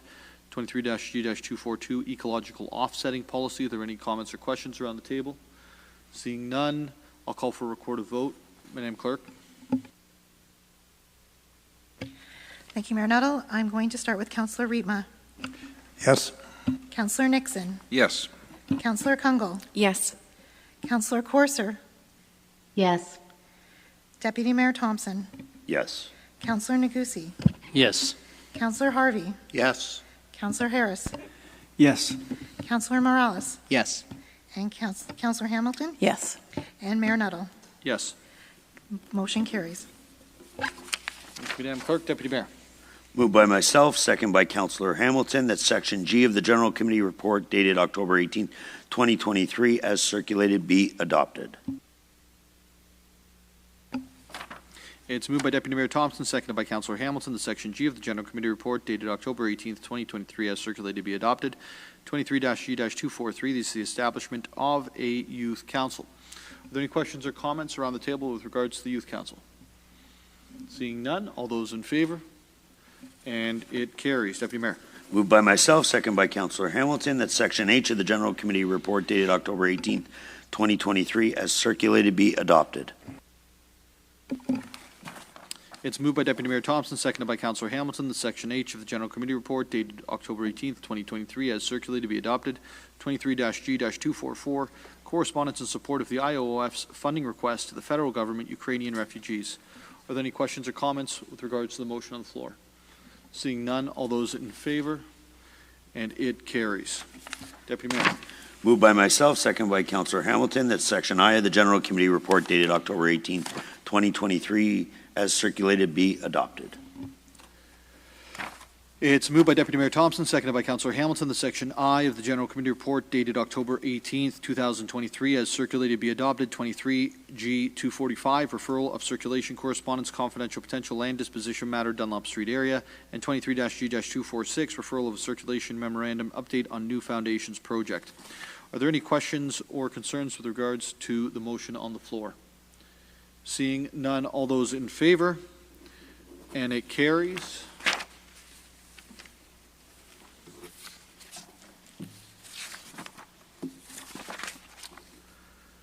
We're now going to move on to direct motions. Your Worship, one of the things that we're able to do as members of council, earlier explained General Committee, then City Council. If there's something that's time sensitive, it's able to be brought directly to City Council through a direct motion. So now I'm going to call on Councillor Nixon, who has a direct motion that's seconded by Councillor Hamilton this evening. Thank you, Mayor Nuttall. This direct motion is regarding the potential partnership opportunity with the Art and Water Group. It reads as follows, that notwithstanding the provisions within the Procurement Bylaw 2019-015, staff and Parks and Planning Branch explore a partnership with Art and Water Group and report back to General Committee to discuss a draft agreement to locate the Art and Water boat programming and operations in the City of Barrie Transient Marina, specifically at the site of the former tour boat berth, including requirements from both parties, the term of the lease, and any associated fees and costs. And I can speak to that if... After I read it in, you'll definitely speak to that. It's moved by Councillor Nixon, seconded by Councillor Hamilton, the potential partnership opportunity with Art and Water Group, notwithstanding the provisions within the Procurement Bylaw 2019-015, staff and the Parks Planning Branch explore partnership with Art and Water Group and report back to General Committee to discuss a draft agreement to locate the Art and Water boat programming and operations in the City of Barrie Transient Marina, specifically at the site of the former tour boat berth, including requirements for both parties, the term of the lease, and any associated fees and costs. Are there any, so Councillor Nixon, I think you had said there was going to be some comments. Yes, I just wanted to quickly explain the reason for the direct motion is the time involved. Providing that both staff and the Art and Water Group can agree on a draft lease agreement. Time is of the essence, although it feels like still summertime. This is something we'd like to get in the water next spring. So when you consider the time involved internally here and the time that they will require to hire the people they need to hire and put the boat, build a boat, I believe, it's certainly something that can't be done quickly. They probably need, between both parties, we probably need 5 or 6 months to make it happen. So that's the reason for the direct motion. I believe everyone here saw the presentation that they made a few weeks ago, and providing that an agreement can be made, I think we all feel that it'd be a great addition to our waterfront and downtown core. So that's that. Thank you, Councillor Nixon. Are there any other questions or comments with regards to the direct motion? Seeing none, all those in favor? Councillor Corser, are you voting or are you asking to speak? I just wanted to make a quick comment. I like to echo how great that I've heard across the table, how good this initiative could possibly be for our community, because not only does it bring in our local arts and cultural groups, but it also brings it in at a living wage, which is something is uncommon. So I'm very excited to see what staff brings back, and I'm hoping that becomes comes to fruition.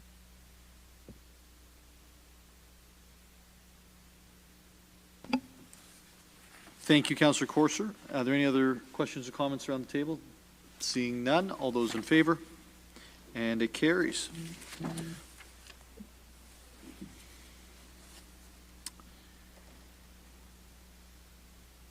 We're now going to move on to a motion without notice, the Federal Housing Accelerator Fund Grant Program. Councillor Morales. Thank you, Mayor Nuttall. I'll move a two-thirds requirement motion first, moved by myself, seconded by Deputy Mayor Thompson. Motion without notice, Federal Housing Accelerator Fund HAF Grant Program, that pursuant to Section 7.1 of the Procedural Bylaw 2013-072, permission be granted to introduce a motion without notice concerning the Federal Housing Accelerator Fund HAF Grant Program.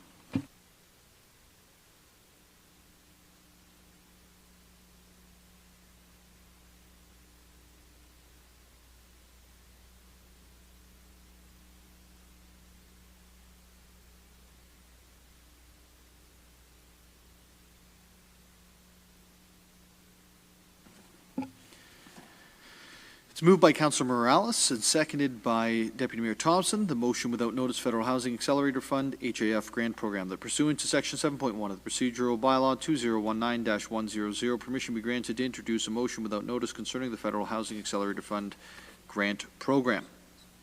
Requires a two-thirds majority, not debatable. All those in favor?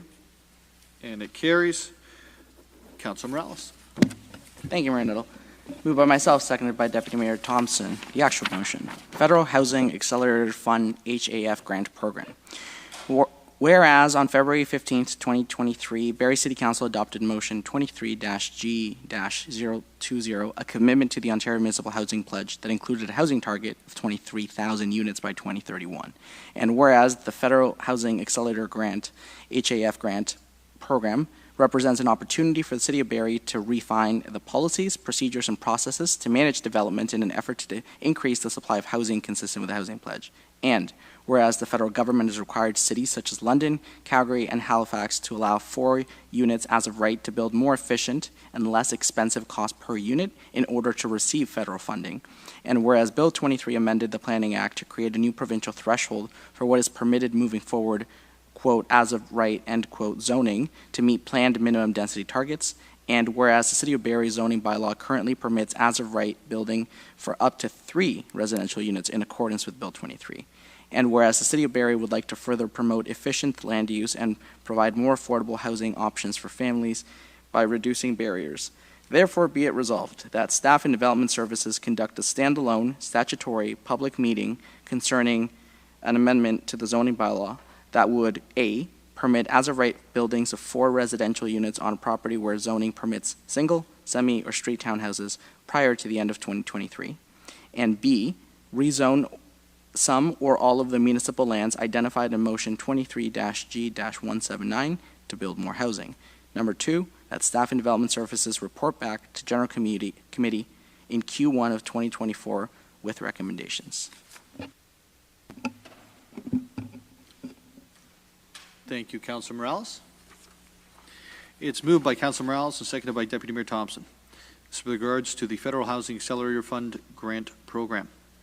Whereas on February 15th, 2023, Barrie City Council adopted Motion 23-G-020, a commitment to the Ontario Municipal Housing Pledge that included a housing target of 23,000 units by 2031. Whereas the Federal Housing Accelerator Fund Grant Program represents an opportunity for the City of Barrie to refine the policies, procedures, and processes to manage development in an effort to increase the supply of housing consistent with the Housing Pledge. Whereas the federal government has required cities such as London, Calgary, and Halifax to allow 4 units as of right to build more efficient and less expensive costs per unit in order to receive federal funding. Whereas Bill 23 amended the Planning Act to create a new provincial threshold for what is permitted moving forward as of right zoning to meet planned minimum density targets. Whereas the City of Barrie zoning bylaw currently permits as of right building for up to 3 residential units in accordance with Bill 23. Whereas the City of Barrie would like to further promote efficient land use and provide more affordable housing options for families by reducing barriers. Therefore, be it resolved that staff and the Development Services conduct a standalone statutory public meeting concerning an amendment to the zoning bylaw that would A, permit as of right building of 4 residential units on a property wherever zoning permits single, semi, or street townhouses prior to the end of 2023, and B, rezone some or all of the municipal lands identified in motion 23G 179 to build more housing, that staff and development services report back to General Committee in Q1 2024 with recommendations. Are there any questions or comments with regards to the motion? Councillor Kungle. Yes, thank you. Through you, Mayor Nettle, to Ms. Banfield, if I may. Just would appreciate any commentary on this, assuming that the recommendation is then to fall into Q1, appreciating that I'm reading this motion as a public meeting to happen within that time, and knowing the pressures on the planning department and other matters, is this something that is feasible within the timelines or something that you would prefer is pushed out further? Through you, Mayor Nettle, to Councillor Kungle. Planning staff did work with Ms. Cook on the timeline, and so we do expect to be able to do the public meeting and a report back in this timeline. We do understand time is of the essence, and so staff will make sure we have staff resources available to advance this project. Thank you. Thank you, Councillor Kungle. Councillor Hamilton. If you had presented this to me 2 weeks ago, I think I would have been in strong opposition. But over the past 2 weeks, and even the memo we received from staff yesterday, today I think it was, thank you for that. It was very insightful. And what we're seeing happen across the province and across the country, most recently in Mississauga last week, and the government's strong messaging there. We saw the use of the mayor's strong powers to reverse council's decision and permit fourth unit as of right. So I think we know what's coming. I understand the need for growth targets, for more affordable housing. I'm supportive of the growth targets that have been set for our city, but I believe government then identifying the how we reach our targets is an overstep, in my opinion. I think we as a city are in the best position to determine and identify how we grow, the variety of the different built forms. So I struggle with this. I struggle greatly with this. But at the same time, we're in a predicament here. In order for us, I think it's been made very clear, in order for us to access the Housing Accelerator funding, we're going to have to abide by the rules that the government is basically setting for us. And, their direction right now, it seems that they want to do away with any exclusionary zoning, so permitting this fourth unit as of right. I've had conversations the last couple of days thinking, do we take a stand against this and say no? But I think, the money that we're looking at here, and I don't even know what the figure is for our Housing Accelerator fund, so maybe I can ask somebody that. I've heard 40 million, I've heard 100 million, I've heard 120 million. Whatever it is, it's significant, and I think it could go a long way to actually helping us and supporting us in building more affordable housing. And I also think to take a stance against government probably puts us in a riskier position going forward as well. So here we are. I did have the opportunity to speak to my Ward 10 Advisory Council this past weekend, just seeing what happened in Mississauga. And also I've been meeting with residents over the past couple of weeks just in regards to the updates to the current zoning bylaw and facilitating some meetings with staff as well, which have been instrumentally helpful. But I just want to speak to some of the concerns that I have heard. And I think they're twofold when it comes to putting forward an amendment like this that really is just a blanket approach across the city, right? So no matter what type of property you have, we are now permitting this fourth unit. And I think the concern, one, is really we need to have a balance. We need to make sure that we are still preserving some of the characteristics in our well-established neighborhoods, because that is also what makes our city great. So we need to make sure that we're not building in detriment to some of these other areas. And this isn't about NIMBYism. It really is, again, us as a city identifying what the appropriate balance is from a built form standpoint within our city limits. And then I think the second concern that I heard was just opening the floodgates on rental market. I think we can agree we need more rental units, absolutely, right, to get costs down. But I think there's there's this need for a balanced approach. At the end of the day, we want to create more affordable housing so people can actually afford to live and own in their houses. So I think, yes, we need more housing units. Yes, we need more rental units. Yes, we need a variety of built forms. But I do think we also need to have a balance where we can preserve some of the unique characteristics that make some of our neighborhoods, really that community sense and feel. So I am going to support this amendment, which is surprising to me, just given what was in the memo and given what we're seeing and given the fact that I do think we have to take every opportunity to take advantage of this funding. What I would like to see happen in this amendment, and I would like to turn it over to other people around the table for their opinion on this, is to, and yours too, Councillor Morales, is to, if we can direct staff, if we can include maybe a number 3 here, that directs staff to come back with a list of parameters and restrictions that would be in place in terms of this permitting a 4th unit as of right. So setbacks, parking restrictions, maybe yard lot sizes. So I'd like to see what parameters we might put in place alongside this zoning change. So that would be number 1. And then number 2, I'm not sure if we're able to tie in the amendment to make it specific that if we receive this funding, we will then proceed with this 4th unit as of right and linking the two, because I know there's a number of other recommendations that government has kind of signaled. So I'd hate for us to move forward with a blanket approach and still not have any security or comfort in knowing that we're going to get this funding. So I throw those 2 comments out there to hear from others in terms if they would like to maybe include an additional number 3, direct staff to bring back parameters to general committee, and also to link the amendment directly to the receiving of the funding. Councillor Morales. Thank you, Mayor Nuttall. I just wish the province and the feds did this for us.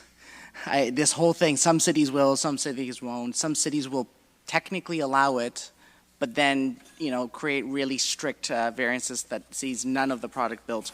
I just wish they did it for us, ripped off the Band-Aid, and we call it a day. However, that's not where we are. I do want to say something this is not to these members of council, mayors of council. This is not a blank check. That is not what it is. There's many opportunities, the public meeting, to create made and Barrie solutions on this. In addition to that, I don't know why it's called 4 units as of right. It's just bad labeling. It's kind of like we've heard in the past, like defund the police or do this. The proper labeling should be 4 units permissible. Up to 4 units permissible. 4 units as of right implies that anybody can build 4 units of right, no questions, no rules, get off my property, it's going to go up. That's not the case. There are variance standards. There's a process that are going to determine those. I wish the province had standardized provincial various standards for cities over 100,000, if you're hearing me. But if that's not the case, we can find a made and Barrie solution to do this. So getting away from the 4 units as a right mindset, because it's not going to make sense on every lot. It's not going to make sense in every neighborhood. In a lot of N1 zones, it won't make sense just because of the site constraints. But I do want to emphasize something. It's obviously number 1 in our strategic plan. I don't have to tell members of council that. But I'll tell a short anecdote, 2 anecdotes here, of why I'm going to vote in favor of it. Besides the fact, obviously, we need housing. We're in a generational housing crisis. Mayor Nuttall, it became normal, and I'm sure for other members of council, it became normal for me to see 20-something-year-olds and 30-something-year-olds living in their parents' basements or side rooms, or et cetera, involuntarily, not voluntarily. It just became normal when I door knocked last summer. And there's so much emphasis on preserving our neighborhoods, established neighborhoods for family neighborhoods. If we want to do that, we need to create the conditions where young people can move out to create those families. If we don't let people launch, we're not going to have family neighborhoods. We're going to have a really messed up society where people don't have opportunities. And, families, neighborhoods isn't for everybody, I get that. But we need to ensure that that story and that ability continues in Barrie. And finally, Mayor Nuttall, this one is going to touch home for you. So I have a friend that lives at 549 Yonge Street. You recognize that address? Of course you do. So my friend lives at 549 Yonge Street, and I'm not kidding you, I'm not going to say his name, messaged me today and went, hey, I'm thinking of moving out. Do you think this is a good price? Could you maybe even be a reference? So he's sent me a 1-bedroom accessory dwelling unit, barely 400 feet, $2,100, a couple blocks from downtown here. $2,100 for a 1-bedroom, barely 400 square foot home. He grew up in Mill Creek. He lives in Mill Creek. Now you know the address, so this is why it hits home. He's grown up in social housing. He is the first in his family to go to college. He works for the college now. His brother couldn't go to college. His sister hasn't been able to go to college, and he lives with a single mother. This is the kind of opportunity we want to give people who do everything right. He got an education, first one in his family, has an incredible career job, and he's trying to do everything right. And he's finally willing to take that next step. And he's now in a situation where he's facing a rental market that is charging him $2,100 for an oversized, and I'm not trying to be offensive, shed. You had better opportunities. I had better opportunities. He's only 4 or 5 years younger than me, and I hope the next generation does as well. Thank you, Councilor Morales. Any other, Councilor Riepma? Thank you, Mr. Mayor. I want to back up what Councillor Hamilton just said, because I want to ask our staff those 2 questions that she put. Can we tie this to getting the money from the feds? In other words, if we do this, will we get the money from the feds, or will we have done it without getting any benefit out of it? Through you, Mayor Nuttall, to Councillor Riepma, just to clarify for Councillor Hamilton, so the staff's best estimates for the half funding would be around the $43 million mark. With respect to any sort of guarantees in terms of if we do this, we will get funding, what I can share with you is other municipalities that have agreed, and keeping in mind, it really is just to go to a public meeting, so things like the proposed standards, those would all be things that would have to be identified before notice could be given for a public meeting. So it wouldn't be a broad-based for as a right, it would be that those standards that are either currently in our zoning bylaw or potentially proposed to be changed would have to be identified in that notice. Lots of time for that consultation. And as I said, Councillor Riepma, through you, Mayor Nuttall, to Councillor Riepma, the other municipalities that have agreed to explore this and hold public meetings have had good conversations with the federal government about their Housing Accelerator Fund applications. I can share with you that staff from the federal government did reach out to planning staff this week, so we do know that our review is underway of our grant application. And like any bylaw application that council does, should you make a change and then the funding not come through, you could change it back. You could repeal the bylaw. I think everybody at this point is trying to operate in good faith and in the opportunity to actually try to help the housing crisis. But I think there's definitely some options. Thank you for that. I think that's helpful.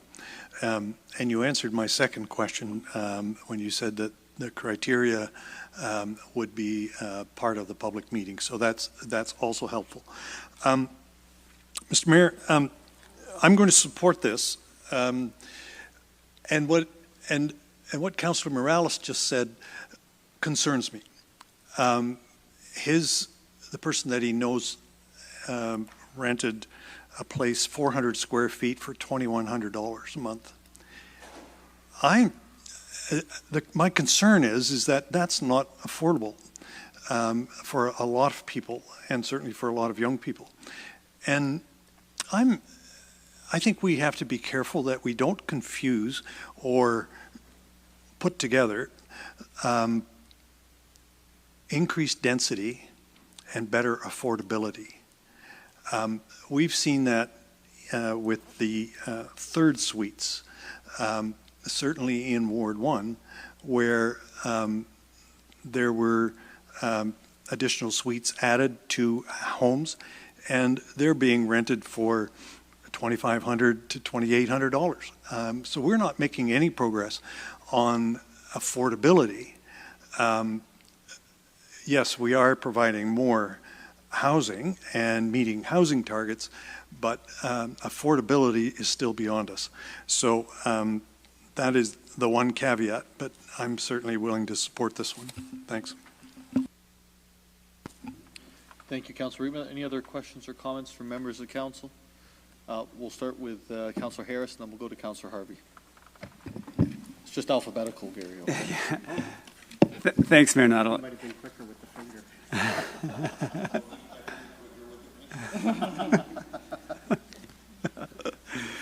Thank you.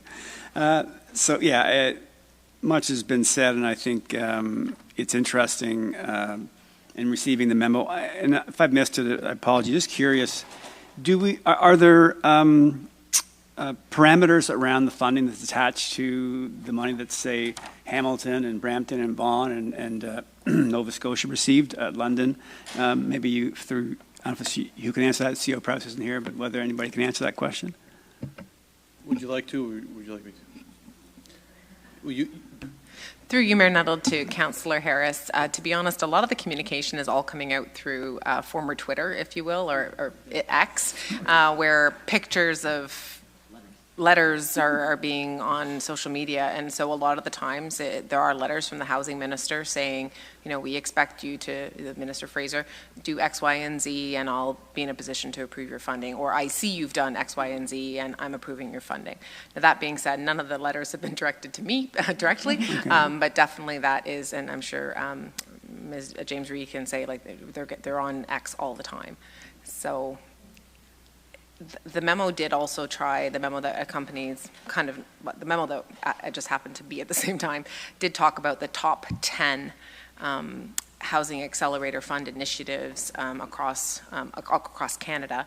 And this direct motion does try to tackle those top two, one being the exclusionary zoning and two looking at municipal lands potentially that might be appropriate for surplusing. And really, my understanding is that, you know, council might want to get ahead of the comprehensive zoning bylaw and just try to tackle these couple of things on a more condensed time frame. Okay. So if I can, so for the $114 million, for example, that Brampton's getting, do they have the direction of what they can do with it? Do we know that? Or is it just, if we get whatever our amount is, should we go down this road? Do we know, are there parameters around the funding? Through you, Mayor Nuttall, to Councillor Harris, I believe usually it's a suite of options. In some cases, it's increasing the general height of buildings. Again, most times it's a bit of a list, I guess, if you will. And then in terms of the actual funding, the idea was that you identified the initiatives that would require some funding, but in most cases there would be additional funding, even beyond doing the initiatives, and then the ability for the municipality to spend those funds as they wish, I don't believe has been dictated any further by the federal government. Okay, thank you. Because that's what I was wondering, if you know, in the memo that we received, it mentioned that as of right, permissions for up to 4 units on a property, wherever permitted, made up part of the approval process. Do we know what some of the other items were that made up part of the approval process for these? Because it wasn't the only thing, it was a part of the approval process for the other municipalities that have been noted. Through you, Mayor Nuttall, to Councillor Harris. So, correct, there's some elements such as not permitting just single detached dwelling units. So there's some built form piece. There were some height pieces, 4 stories across the board. Like, so there are some pretty broad parameters that relate to removing exclusionary zoning. I think why a lot of municipalities have perhaps decided to advance the 4th unit, just because, quite frankly, it's a little bit of a easier piece to advance on its own. Thank you. Maybe another question. With some municipalities doing really well, and infrastructure and community infrastructure today that was noted that we are ahead of our targets. Our approval represents 6% of the provinces, and we have 1% of the population, so good for Barrie. We're doing our share. Is there any thought that there's allowance for communities that are doing well to pick things from the list of 10 that wouldn't be this item? Has that conversation happened, or so I recognize there's two things, housing affordability is an issue and housing availability is an issue. And I understand that both need to happen.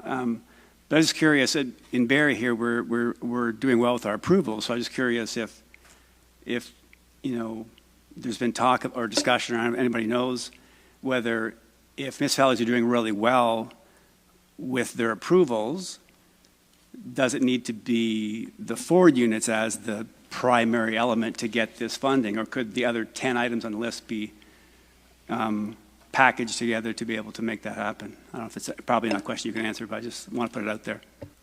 So, Councillor Harris, I think that what you're asking for is, like, is there a set of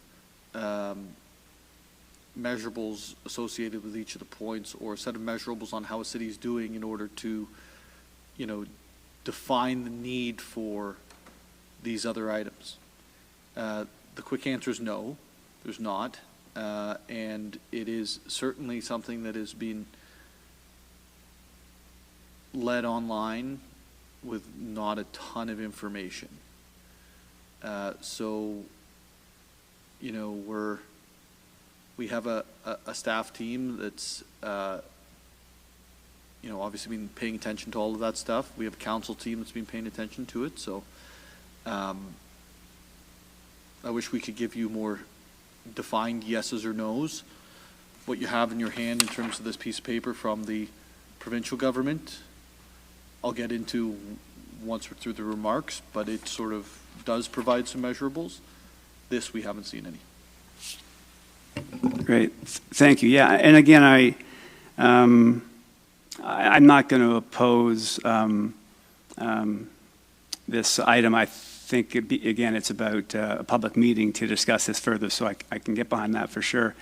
But I just find it interesting as we look at a national issue, and comparatively, some municipalities are doing well, and some municipalities aren't.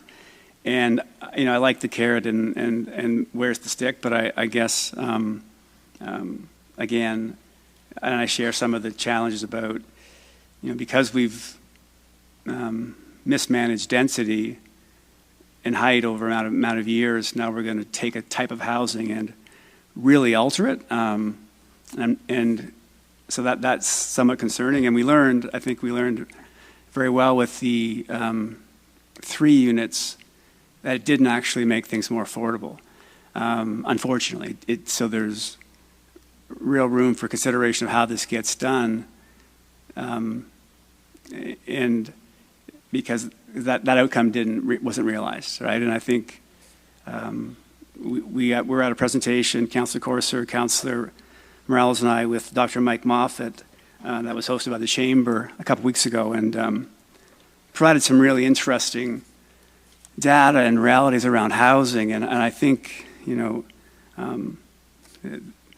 it's a challenge to think that, you know, we're going to be able to really, and you paint a picture that's not that rosy, Councillor Morales. I don't disagree with you as far as how we get to both having more housing available, but the bigger challenge is, as Councillor Rietman noted, housing more affordable.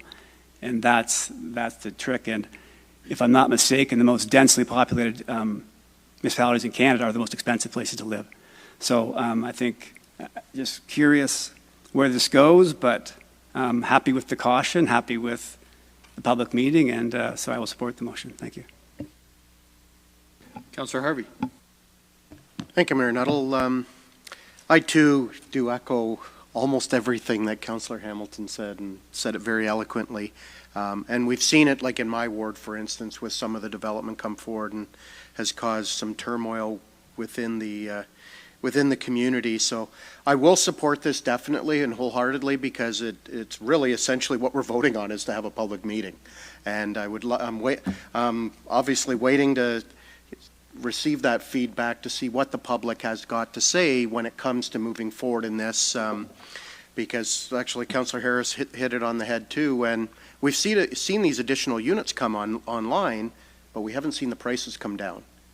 And that's where I still struggle to think if you got to really flood the market before we're really going to start to see much of a needle start to move down and actually make these homes affordable for people to buy, let alone actually finally hitting that actual affordable level as it's been defined by the government. But and I think too, it potentially gives us that opportunity, if this money does start flowing, to then start looking at some of these affordable projects, because I know of at least one that is pretty much ready to go, but unfortunately the pandemic hit and construction costs kind of blew it out totally out of the water when it came to trying to put this project together. So I will support it and look forward to see what comes out of this public meeting.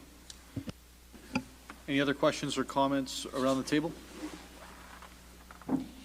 Okay, seeing none. Councillor Corser, I apologize. I'm a paper person, so it's difficult for me to give you the piece of paper right now. Although we could take a photo and email it to her. I think that's an opportunity. And the deputy mayor has not been given one either because I didn't print enough. I wanted to go, this is such a broad conversation we're having. And we're having it in such a piecemeal way because the system's broken. And I don't say that as some anti-government systems broke. No, but the system's actually broken. You've got a provincial government that's doing one thing. You got a federal government that's doing another. And it's like, there's these strings that are holding our hands and they're pulling the strings and we're like dancing now to try to hold on to the fabric of our community and at the same time hold on to or attain the funding that's available. And say what you want about the province. I mean, there's been a lot said, so I'm not going to go into that over this file and everything that's being talked about in the news.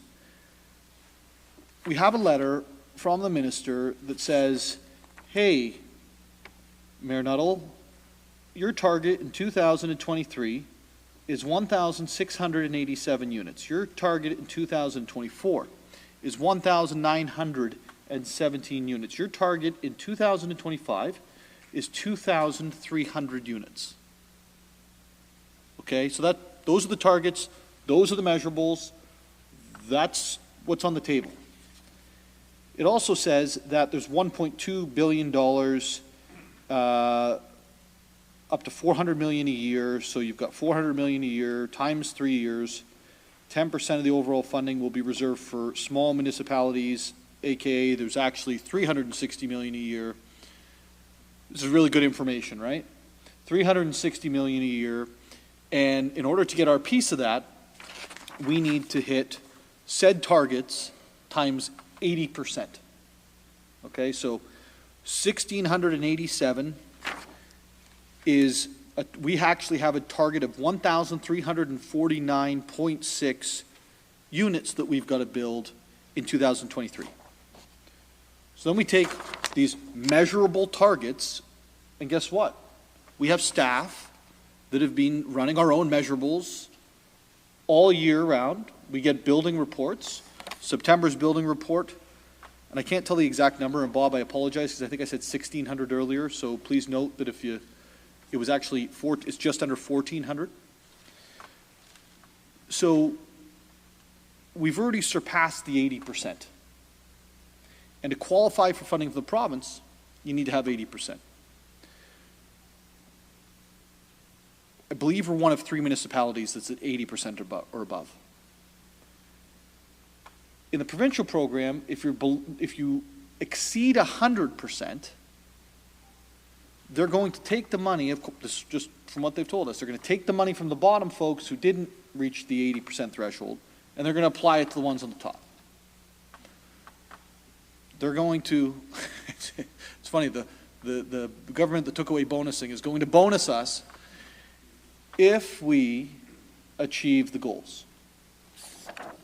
Take that to the federal side, okay, and look, there is zero partisanship in this, right? I know the minister, and I knew the former minister, and they spent a lot of time here in Barrie. We actually don't know any of the information that we just talked about on the provincial level on the federal level.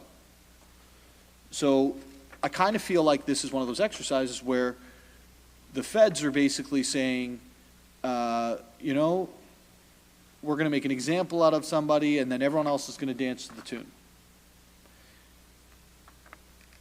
I think that we have to dance to the tune. And I wish that we didn't. And I wish that we inherited a fiscal house that was fully in order and that we weren't going to be down to $59 million in our bank account at the end of 2024. But that's not the reality. The reality is, and I'm going to bring this around, the reality is that there was a ton of investment in the annexation area to bring on housing in the city of Barrie before the feds in the province started dangling dollars in front of us.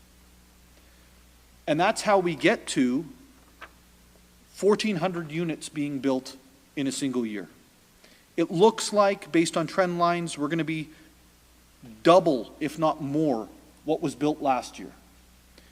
Our permits look like they're up about, let's say at the end of the year, going to be up, I don't know, 50 to 60%. Because of all the work that was done building a surface water treatment plant, building out the capacity at the wastewater treatment plant, and yet there's no money.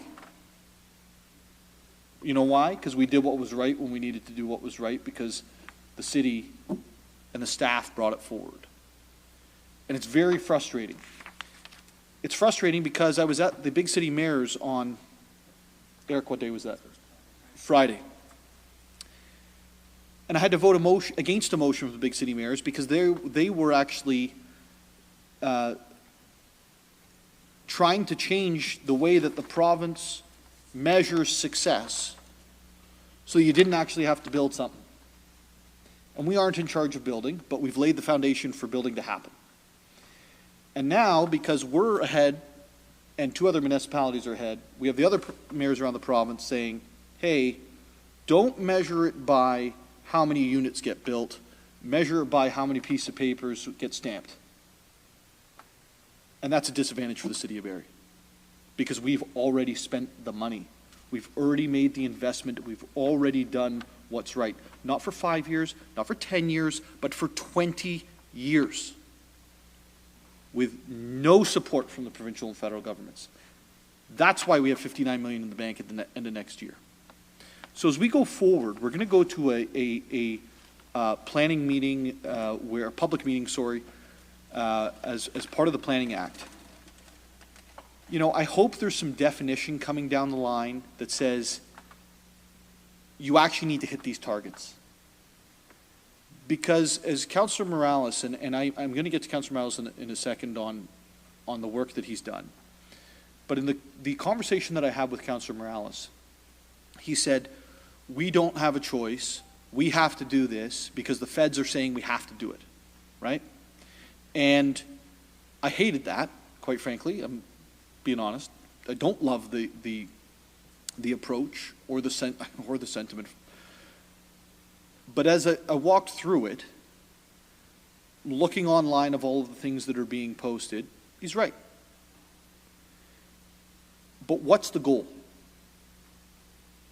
Right? Is the goal from other levels of government for us to make 4 units as a right, or is the goal to build housing? Right? Is it construction, or is it politics and paper? And I don't know the answer yet. Right? I don't think any of us do.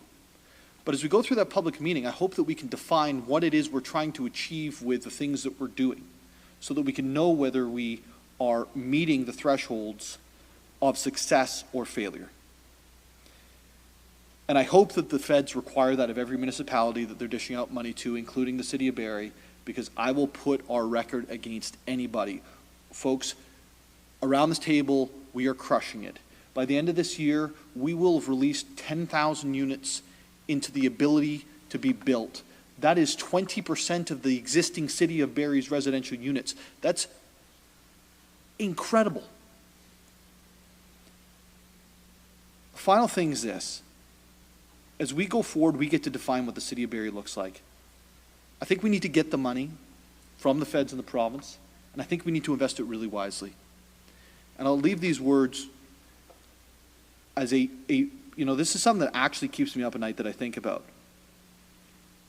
The biggest life change for me going from social housing to where I am today was not a job, right? It wasn't like, you know, work at McDonald's, become a city councillor, did some construction stuff in there, went into finance, blah, blah, blah. It wasn't a job. Jobs are jobs. You go out, get them. It was purchasing a house. It was home ownership. To quote Margaret Thatcher, housing is a right. It is a right. The right to own a home. And I fear the decisions that are being made in our province, our country, and our city have the potential to create a generation of renters. And a generation of renters is a generation of people that are going to be in financial servitude to the rich. And I love the rich people, I love the poor people, okay? But I don't love the situation where the only option is to pay somebody else's mortgage. Because I wouldn't be here without that. Without the ability to pay my own mortgage, I would not be around this table. I would not have been able to make the decisions of my life. My kids wouldn't have the blessings that they have, because I was able to buy a 2,498 square foot house for $299,998 at the age of 21 years old. And it's just not available now. So we do have to dance. And I told people 3 days ago that I would not support this, or 4 days ago I would not support this. Eric, when did I speak to the Probus Club? Was that Thursday or Friday? Thursday Thursday I spoke there. I said I will not support this ever, and Friday I had to change my mind. So we got to dance. We got to do what's right for Barrie. We got to get our hands on the funds, and we have to solve the problem which is facing our community in a way that only we know how to, because we need to spend the money in Barrie to help the people of Barrie, not to help anybody else. And we need to do it in a way that helps people actually gain success in their lives, not put them into financial servitude for the rest of their lives. Those are my comments. I'm sorry I went on for 15 minutes, but there's a lot to say on this subject. I guess the next thing is to call a vote. So all those in favor of the motion? Record a vote. Record a vote's being requested. All those in favor of the motion? Oh, this is a... Thank you, Mayor Nuttall. I will start with Councillor Rima. Yes. Councillor Nixon. Yes. Councillor Kungle. Yes. Councillor Corser.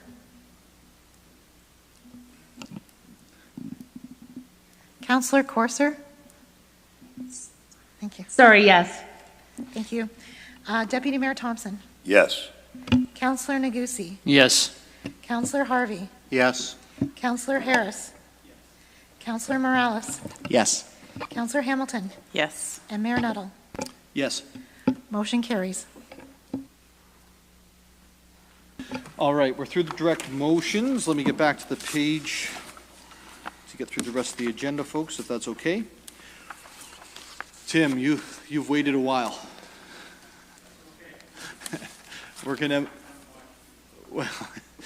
move into presentations, and there's one presentation this evening, so I'd like to invite the Barrie Sports Hall of Fame up to the podium, where they will be giving a presentation regarding the Barrie Sports Hall of Fame Society and their endeavors.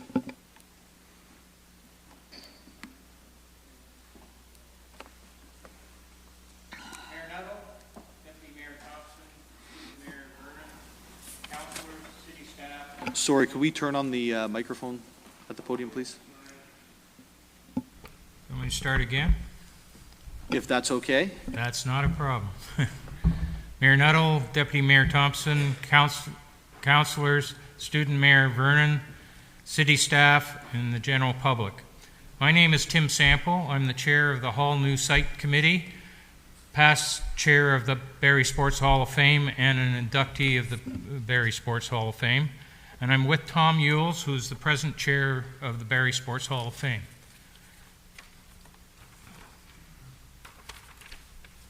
Okay, I just want to ask this question.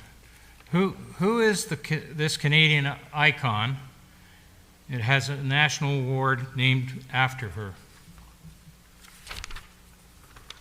For those that you don't know, it's Fanny Bobby Rosenfeld. And Fanny is a very famous athlete in Canada. She was a Summer Olympian. She was inducted into the Canadian Sports Hall of Fame, one of the first women to be so. In 1950, Canada's Woman Athlete of the first half century selected by the Canadian Press. And the Canadian Press introduces the Bobby Rosenfeld Award, annually awarded to Canada's Female Athlete of the Year. A little bit of history of the Hall. The committee was formed in '83, and the first inductees were in '85 with Bobby Rosenfeld, Red Story, Hap Ems. Members at that time included Mayor Dorian Parker, Councillor Sam Kinsella, Director of Parks and Rec, Sid Armitage, and a host of prominent business people. The city built Allendale Recreation Center and Hall, and it was opened in 1984. And this facility was like the Sadlin or the Molson Center of its day, and it was the state of the art. All the inductees that have been inducted into the hall, the local artists have painted their pictures. And there's over 96 paintings and inductees in the hall. These paintings are valued approximately $90,000 to $100,000. The city supported us up to 10 years ago in that a representative from Parks and Rec sat on our board, then manager Murray Menschel, Sid Armitage, and then Tom Ewells, who was in charge of some of the facilities, and now Tom's our chair. The city provided a location for the induction ceremony, a small amount of copying for ballots, mailings, and annual induction ceremonies at Allendale, and then we moved to South Shore. They also supplied some display cases for artifacts. Inductees and members are reflective of gender, race, mental and/or physical health, ability, and age. Here are some of our copies or pictures of our paintings. Stephanie Sherlock, who represented Barrie on the LPGA Golf Tour, Hap Ems, who brought a Memorial Cup to Barrie, Greg Turnbull Miller, who was a Canadian fastball player, Alex Massey, who represented us in the Olympics in parasport. And the question that I have is, what do all these inductees have in common? They all say they are from Barrie, and they always represent our city in the eyes of the world. The purpose of the sports hall, it was founded in '84 to perpetuate the names and deeds of great athletes, but also those that are selfless individuals who work to create an environment where these athletes can succeed. To recognize the achievement of those, the mandate is to recognize the achievement of those individuals in sport and contribute to the well-being of the city of Barrie and represent Barrie in a distinguished way. This includes athletes, coaches, officials, teams, builders from all sports recognized by Sports Canada. The hall recognizes these individuals each first Wednesday of October every year, and the recognition includes up to 4 individual inductees from those categories that I mentioned. Also, individual teams who are not inducted are honored for their achievement, the local achievements such as Ontario Championships, volunteerism, and builders, and I would like to congratulate the people that you recognized tonight. We had recognized them earlier on at our induction. This is our new logo that we're quite proud of, and hopefully it'll be recognized in the immediate and future. The challenges that the hall have had is visibility in the community and visibility within City Hall. And that's through no fault of our own. I think we can bear the blame a little bit for not promoting ourselves well enough. But recognition that we support the historical heritage of Barrie and the portraits are original paintings by local artists. The challenge is to move to the future in terms of interactive displays, kiosks, multiple sites, and we need help from city IT for the kiosks, city marketing for web and social, displays at city facilities. We lack sustainable funding, sponsorship grants, and fundraising, and we're working on that. We're running out of space at Allendale Arena. The projected closure of Allendale for repairs in 2028 is going to create some challenges for us. So we think if that happens, we would look at places like the City Rotunda, East Bayfield, South Shore, Peggy Hill, McLaren Center to help us keep that visibility out there. And we need a new permanent home of 5,000 square feet. Accomplishments in the last 6 months. We put out a call and we've increased our board from 6 to 10 members. We've resurrected the new site committee, which I'm a chair, and we have 10 principal business leaders on the committee. We've reestablished, and we are reestablishing the commitment and liaison with the mayor, the director of Recreation and Cultural Services, Dan Bell, and Councillor Negusi and Morales, and Darcy Brooke Bishop. We also met with Tourism Barrie, and we were part of the consultant report and some of the things that you saw in that consultant report. We've also hired a lawyer to rejig the Constitution and institute a non-profit status. In addition, we've contacted and are working with the Hall of Fame, the Hockey Hall of Fame, regarding future direction. We've had discussions with Craig Baines, VP of Development and Building Operations with the Hockey Hall of Fame, Chris Marshall, Director of Museums and Culture Exhibits of the Holman Company, and Sarah Beam of Borg Origin Studios. We've also visited and contacted over 20 other sports halls and gathered information. We applied for a summer student, but we weren't successful, so we hired one anyway through the financial help of Georgian International and Jamie Massey in Boots and Hearts Celebrity Hockey Game. And we had displays of the Barrie Hockey Game and the Bobby Rosenfeld production, and we're addressing other opportunities. Again, here's some more of our paintings. You can see Red Story, he played with the Toronto Argonauts and was an NHL referee. The Plaxton brothers, who represented Barrie in Canada at the Olympics, and of course Bobby Rosenfeld. And we rededicated her plaque just recently. In summary, should Allendale close, we're going to need some temporary locations like City Hall, East Bayfield, Peggy Hill, South Shore, and McLaren. And we need a larger permanent home to display our paintings and artifacts in a high traffic zone for the next 25 to 50 years, which fits into what Mayor Nuttall was talking about as the future, not the present. And we're looking to have an equal and valued partner, be a valued partner with the city as McLaren and the performing arts are. We're not competition, but we are part of the cultural fabric in Barrie, capturing sporting history and achievements. We'd like to have the continued city presence on our board and our new site committee with Councillor Negusi has been a good part of our last few months, and Councillor Morales is coming on board. Dan Bell has also been sitting on our committee and keeping in touch with us. And we'd like to share in the partnership for the construction of the interior of the new hall. Future, street banners on Lakeshore, Saddleland Center, Community Center parking lots. Obviously, there's a funding scenario there. Access to the city social media websites similar to other cultural organizations. And we strongly need support for our 40th anniversary in 2025. And we would like to establish Sports Week in Barrie similar to Cultural Days. And summer student funding on a regular basis.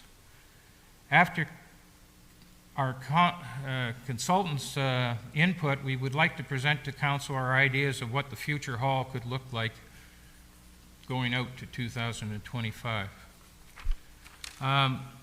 I'd be a little bit remiss in ending here, but one of our hall inductees passed away this past week, and Corby Adams, who was a heck of an athlete in his day and a hall inductee, and I'd like to express condolences to the Adams family and friends. Questions, if there are any. Councilor Morales, as the new appointee, would you like to lead the questions? Or Man, I've been talking a lot the last month. Thank you, Mayor Nuttall. Thank you for the presentation. I love the fact that you highlighted the history and where you want to go, and that you want to have the city alongside of you. This needs to be a committee-led initiative. And when the media came to me last week and asked me what's my vision, kind of gave my idea about the hub, but obviously it's too late for the decisions because that needs to be led by the great people who have spent decades doing this. So my question to you is, what's your biggest priority in the next couple of months? I know we took an opportunity to meet, And, is it capital? Is it an item for discussion that directs staff to look at the Peggy Hill Center, the East Bayfield, to get some of these great paintings, by the way, up on the walls and ready to go, and maybe look at a hybrid QR strategy? What's the main thing that you want members of council, beside the learning experience today, to maybe start acting on? Yeah, I think the first priority is awareness. The awareness of the Sports Hall of Fame over time. This is almost like our third generation of board with the hall. So it's a re-education not only to the council but to the community, because we've grown. In '85 there was 30,000 people here. Now we're upwards of 150,000, with another 100,000 or so projected over the next 25 years. That's a whole resource of people coming in here that aren't going to know what Barrie is, and that's our importance. Our second one is really probably in sustainability and funding down the road. A volunteer organization. We need money. Stabilization, not just grants. But the third thing is how we're going to present this to the people in the future. Like I say, the community center, Allendale was ideal at the time. Doesn't mean it won't be an ideal, but we need to expand. We need to expand and tell the public what this history is. And I think the third one is sort of how do we reach out to the community?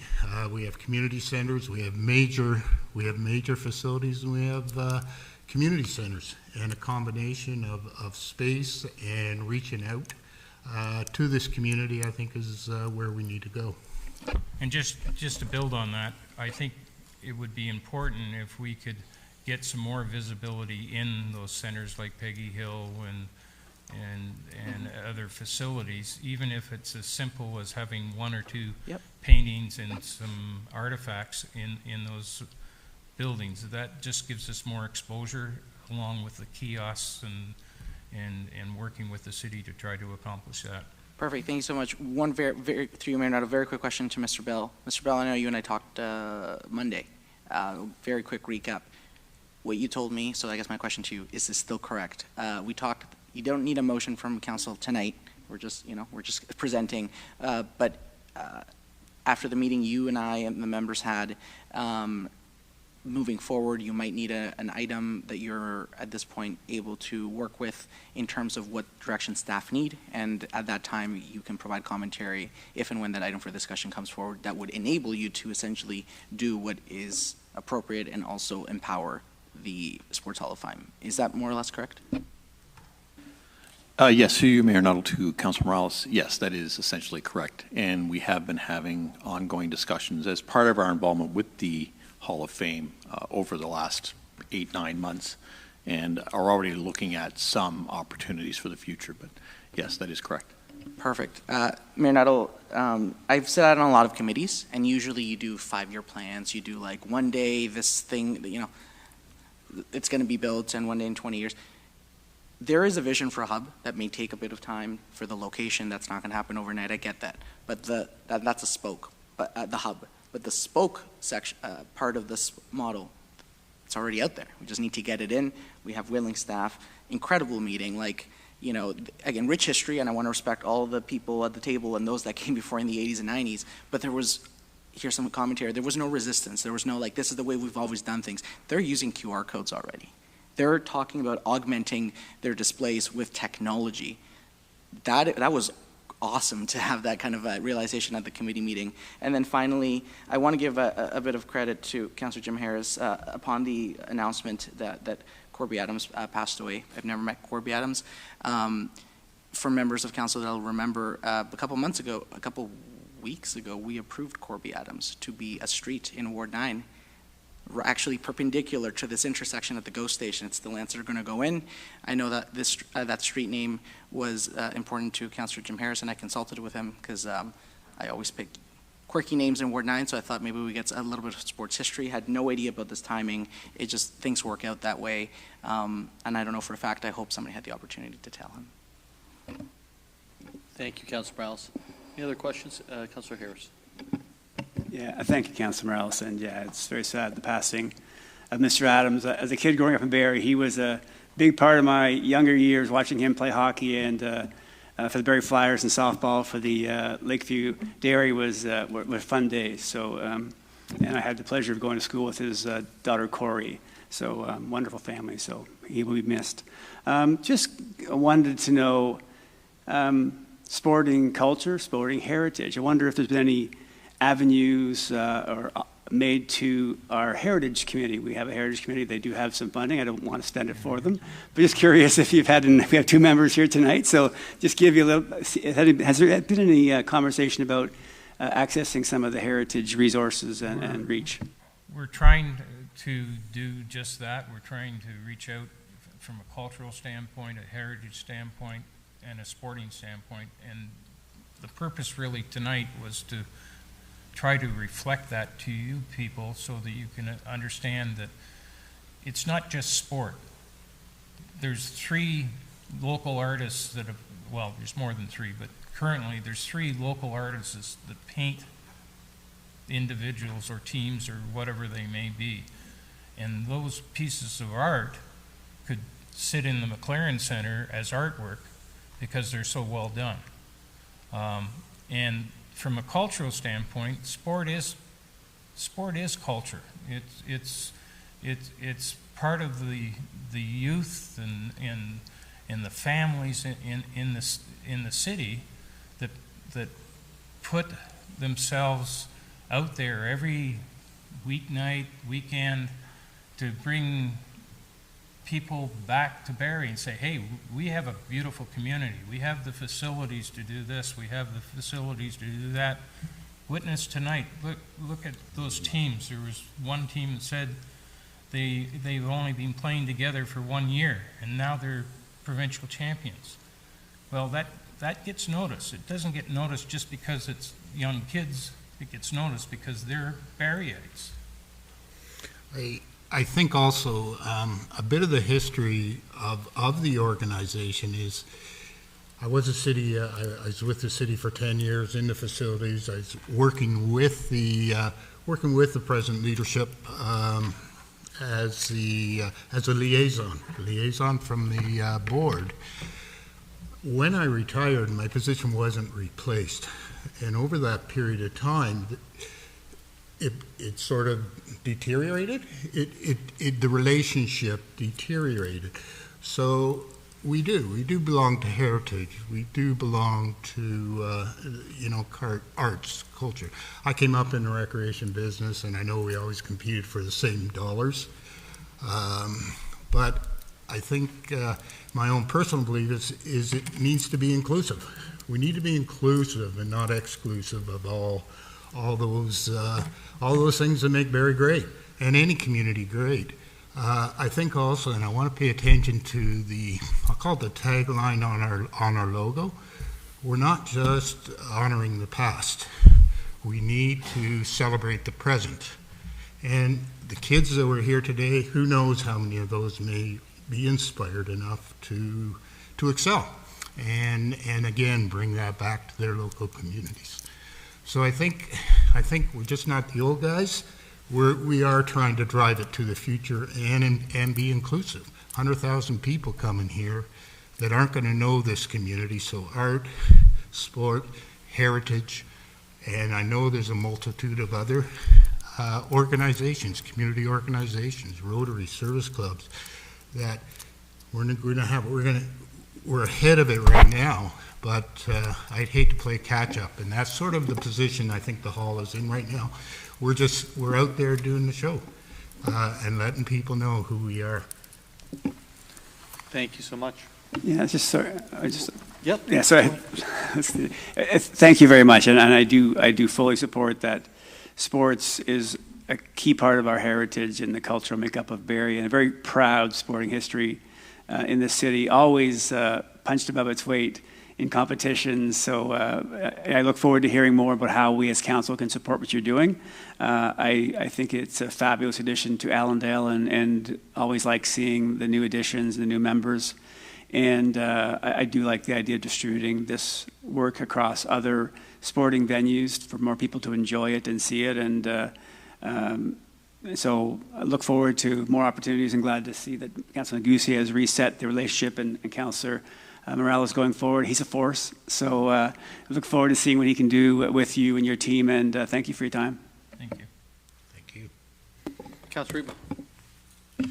Thank you, Mr. Mayor, and thank you for your presentation. I really appreciated it, and from your presentation, I really think you're on the right track, that you've got, you know, your basis that you're putting together, and you know what you've done, and you know what you need to do. And I think that that's a really important piece of your business planning, and I support you very much on that. As the chair of Heritage Barrie, I just want to extend to you an invitation, because if you would like to have it come in and have a discussion with Heritage Barrie, I think my committee members would be very open to you, because Barrie does have a very rich heritage in sport, and there are some very bright people around that table who just may be able to link you up with some things that would be helpful. So you'd be very welcome to come and. Thank you. Thank you, Councillor Reitman. We're going to go now to Councillor Kunkel. Thank you, Mayor Nuttall. Thank you for the presentation. It's always great to see the highlight of that, and I know many different residents I've connected with that have even recently been inducted, and how important that was, both for their own personal history, but also seeing it as part of Barrie's culture and the pride in that. I think Allendale has been a beautiful place to kind of see that, but I would agree through your presentation. I can't help but think that there's opportunity when we do go through that shift, whether it's a permanent or temporary relocation, an ability for residents to become more aware of that collection. And as we have conversations, be it at Heritage, and looking forward to that, but I can't help but also maybe think about how we incorporate this into our culture days. And there's been a great, I think, creative approach through staff around how we showcase around the city different locations of art and installations. And, you know, hypothetically, if there's an opportunity to, when you're thinking about temporary relocation, as doing that in a themed way, maybe temporarily at different locations, and those being areas to visit and tour that have a theme and invite residents into different aspects of the city and to actually appreciate different parts of our sport culture. So thank you for that. You're doing important work around making sure that that is something that is, one, from a caretaking, but two, from a sustainability and longevity. I guess my only question might be through you, Mayor Nuttall, to staff, to Mr. Bell. My assumption would be that the Sports Hall of Fame group would qualify as an entity that could apply for our Sport and Rec grant. Through you, Mayor Nuttall, to Councillor Kunkel, yes, that is correct. Okay, and I'm aware that I think the next intake, I'm not sure if you're prepared to put anything forward, but I think the next intake would be in February, is that correct? Okay, that's great, thank you very much. Thank you. Yeah, could I respond? Yeah, we are. We did explore this past session. And had some terrific feedback in how to go forward. It's, as we've built, we need to build the organization with that, with those type of persons, such as, you know, involvement with Heritage or involved with other organizations on a common rather than a separate, on a separate direction to build. That's great, thank you. I look forward to also hearing what comes back out of the continued work that you're doing and how we may be able to support you. Thank you. That was a great idea, Councillor. Thank you. Councillor Harvey. Thank you, Mayor Nuttall, and thank you for your presentation. I know we had some good discussions back in the summer about this, and I'm just kind of curious, like obviously part of your presentation you speak about a capital piece of looking for a new home that's at least 5,000 square feet. Now, are you envisioning that it would continue to be in kind of the current format where you've got a lot of pictures hanging, or do you anticipate that at some point you'll be in a position to then start adding artifacts where it almost kind of looks like, let's say, the Hockey Hall of Fame downtown Toronto type of thing, where there's some additional visual outside of the people that are being recognized also? The quick answer to that is we're looking for a place to demonstrate our paintings, but also the artifacts. For example, Corby is passed, and he has a lot of things to do with his athletic accomplishments. Right now, if somebody passes, there's no room to display that to people. That goes into the museum in boxes until such time as we can find one, a place to demonstrate it. There's other halls that do that, Peterborough being one, and Oshawa being another one. But what we envision in our committee's meeting again on November the 15th for a sit down and talk about what our vision is for the next 25 to 50 years. But we think we need a hub and then sub centers like Peggy Hill and East Bayfield, even a simple display in the Rotunda, the number of people that come through here, or South Shore, or places like that, so that visually people know what the hall is all about. If you were to walk down the street and ask 10 people today if they knew that Barrie had a sports hall, I would almost guarantee you that 80% of them would say no, they didn't know where it is and what it is. And the others are people that are families that go to that Allendale for hockey, swimming, figure skating, and some other recreational functions. But in general, people don't know who we are. That's partly our fault. We recognize that. But we're also trying to build and not look 2 years from now, but into the future, and include the presence where we can get more visibility out there. So I think just to put some parameters to it, Allendale has about 265 linear feet of wall space that we utilize. That's running out. If you put that in comparison, say maybe that's 2,600, 2,700 square foot of space that we presently have. 5,000, if we double that, and we're looking at the 25 years down the road, that would be a great target for us. But I think we need to reach out to community as well as to a specific location, because our community goes to the community centers. We need a hub, we need a new home. So we're looking for the next 25 to 50 years on that space, 5,000 square feet. But in reference to, or even in time back with Tim, look at something like the new Performing Arts Center, if it ever gets. That's where electronics, perhaps could come in. It doesn't need a physical space. It can come, same with City Hall Rotunda. I can come up with various ways of creating funding. Your advertising policy, being with the city, I've knowledge of the TVs, the board space, and all these things that happen. All I'm saying is, give me a section on the screen, that I can run, or I could put my, not necessarily a touch screen, but we could loop these 100 people through there with a little bit of a bio. Doesn't take a lot of money.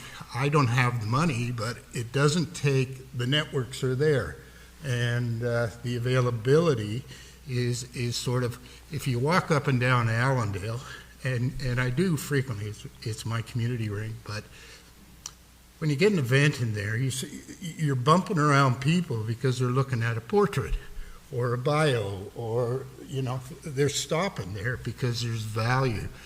But if you spread that out wider, now the people from Hawley are those hockey kids that go there every week, 26 weeks a year.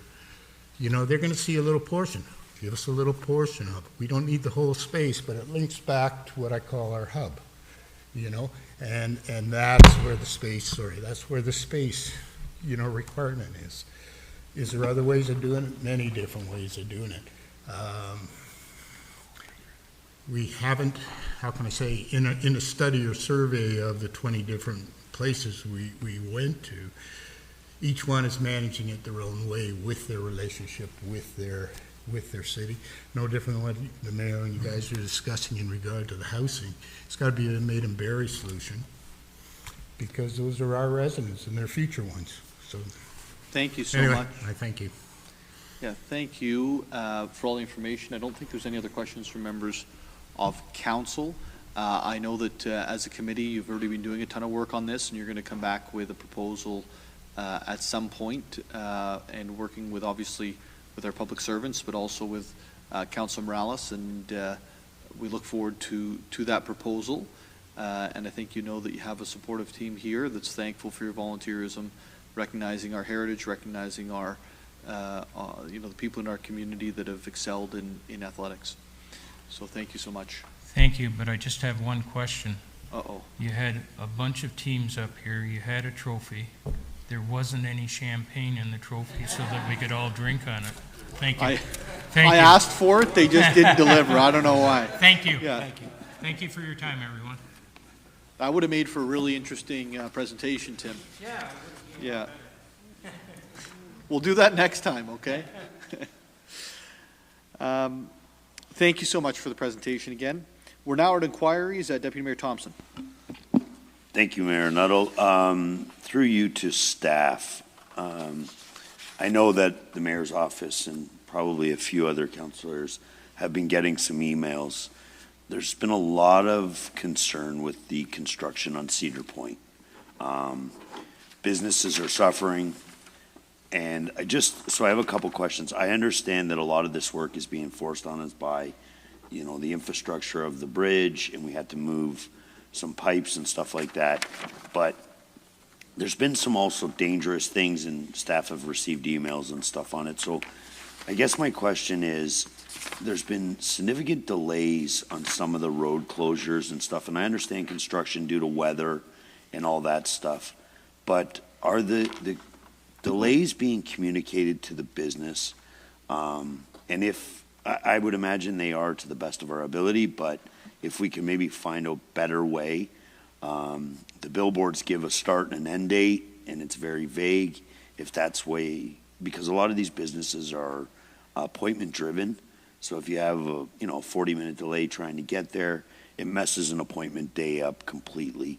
And secondly, if we can maybe have somebody in staff to make sure that the contractor is abiding by their traffic management plan that the city approved, because we've heard some really dangerous things where they've got a temporary traffic light halfway through the road, and construction vehicles are disobeying the traffic as they don't believe that it's for them and it's for the pedestrian traffic or vehicular traffic, sorry. So could we just, maybe more of a comment, and if you have some updates, that'd be great. But if we could maybe have somebody look into that. Through you, Mayor Nuttall, to Deputy Mayor Thompson, absolutely. I mean, the project is underway. It actually is going well in terms of the timing.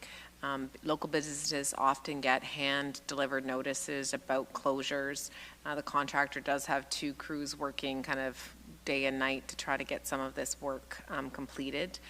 The contractor, to the best of city staff knowledge, is adhering to their traffic management plan, and the detour signs and all those sorts of things are investigated by city inspectors every single day. So certainly, as I said, staff are out there on a regular basis.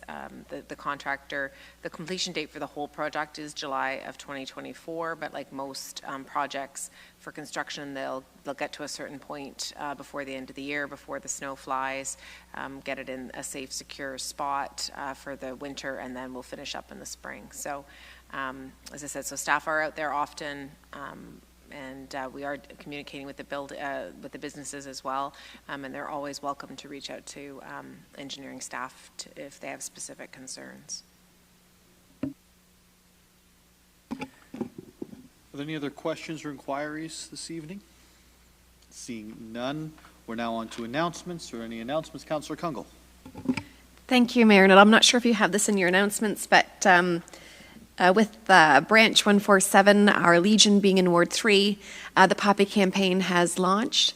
And I'm welcoming everyone to join us. There is an event happening at the Legion at 410 St. Vincent Street in Barrie on Friday at 11 a.m., and that's regarding the 2023 Poppy campaign. And I just want to say how lovely it was to have seen that staff and facilities, I believe, have put up the banners around City Hall commemorating our war veterans. And it's a nice noticeable change in advance of November the 11th. And so thank you for that and that proactive approach. And looking forward to opportunities to support and bring attention to the service of our veterans and those in current service. But also would like to remind the public, because it was something that I didn't understand for quite some time, anyone can be a member of the Legion. So if you have an affinity to the Legion, I'm a member. That has a personal meaning to me. But in general, if there's an interest there, there's lots of community programs that are supported and offered through the Legion, and the doors are open. So if that's ever been anything you were unsure about, please don't hesitate to ask about a membership. Thank you, Councillor Kungle, and they've received a Trillium grant, invested money there. It's a very welcoming environment. If you haven't been there for a few years, they took the opportunity during COVID to make sure that it was brought up to date, and yeah, it's a wonderful environment. And on Friday nights, my dad dances there, so if you want to see that, that's there too. You know, it might be a conflict me saying that, though. I don't know. Councillor Rima. Mr. Mayor, I'm just going to follow right up on that. Councillor Kungle mentioned the banners that are up outside of City Hall. I would like to compliment our staff. You may have noticed in the circulation list that the city won a Platinum Award for that.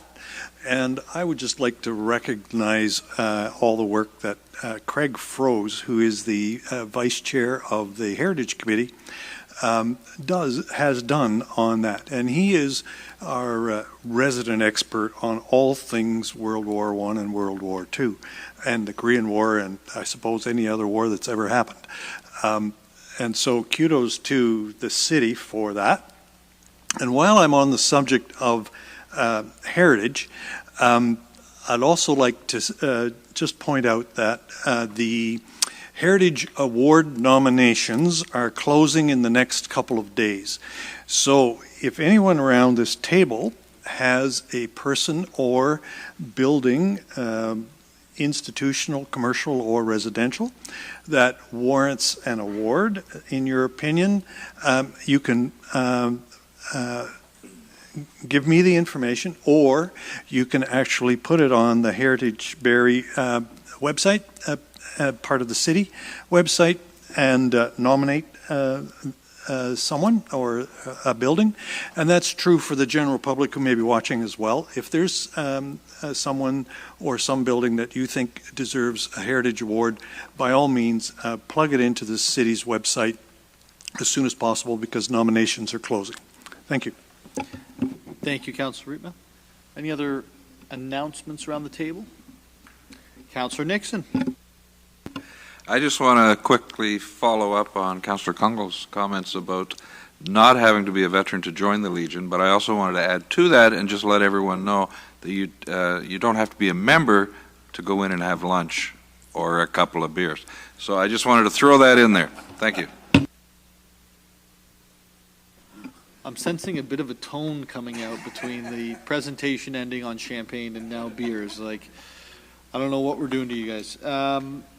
Thank you, Councillor Nixon. Oh, Councillor Morales.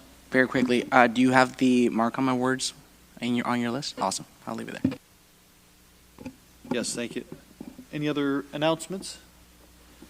Okay. We also, just for those who are stopping to City Hall or work here, we'll also have poppies for sale inside the mayor's office. I guess for sale is the wrong word, but rather for donation inside the mayor's office. Which is a good thing, because I'll be putting in a donation every day. But please do stop by and make sure that you are recognizing and celebrating the sacrifices of those who've come before us and fought for us to have the ability to be around this table. I'd like to congratulate Access Barrie, Marketing Communications team, on receiving 3 Marcom Awards. Marcom is one of the oldest, largest, and most respected creative competitions in the world. The Marketing Communications team received a Platinum Award for the city's 2022 Remembrance Day flag series, as already outlined, Gold Award for the city's Barrie Digital Waterfront Parking Permit campaign, and an honorable mention for its Road Construction Ahead communications campaign. So, Rebecca, on behalf of our team, we say congratulations, thank you, and please make sure that gets passed on to the rest of our public servants who are participating in the design. Anything you want to say on them? Especially the road construction ahead sign. Thank you, Mayor Nuttall, and I'll be certain to pass it along to our amazing team. I did want to share one quick story that was very heartwarming today, and that I thought that is kind of timely with the awards on the flags. So the Remembrance Day flags is one of the projects that our staff take a lot of pride in and really enjoy doing it, and it's really grown in interest over the years. We've had a lot of residents who reach out to the mayor directly and also through our website and to us in communications to feature their family members. And this year we had a staff member who asked if we could feature his grandfather. And so staff got the picture and did the design, and we were told that he was probably not going to make it to Remembrance Day. And so staff went above and beyond, and I'm just so incredibly proud of them, and got the sign, the flag printed early, brought it to him. I actually was lucky enough to be able to help deliver it. And his family had a special celebration with him in the summer, and they presented it at the long-term care home that he lived at. And today, he was taken to hospice, and on the way, they stopped by his flag, and he got to see the flag and had a picture taken. So it was a really important and proud moment for our whole team, and really shows the kind of the value of working for the city and the impact that you make on our community. So thank you for the recognition tonight.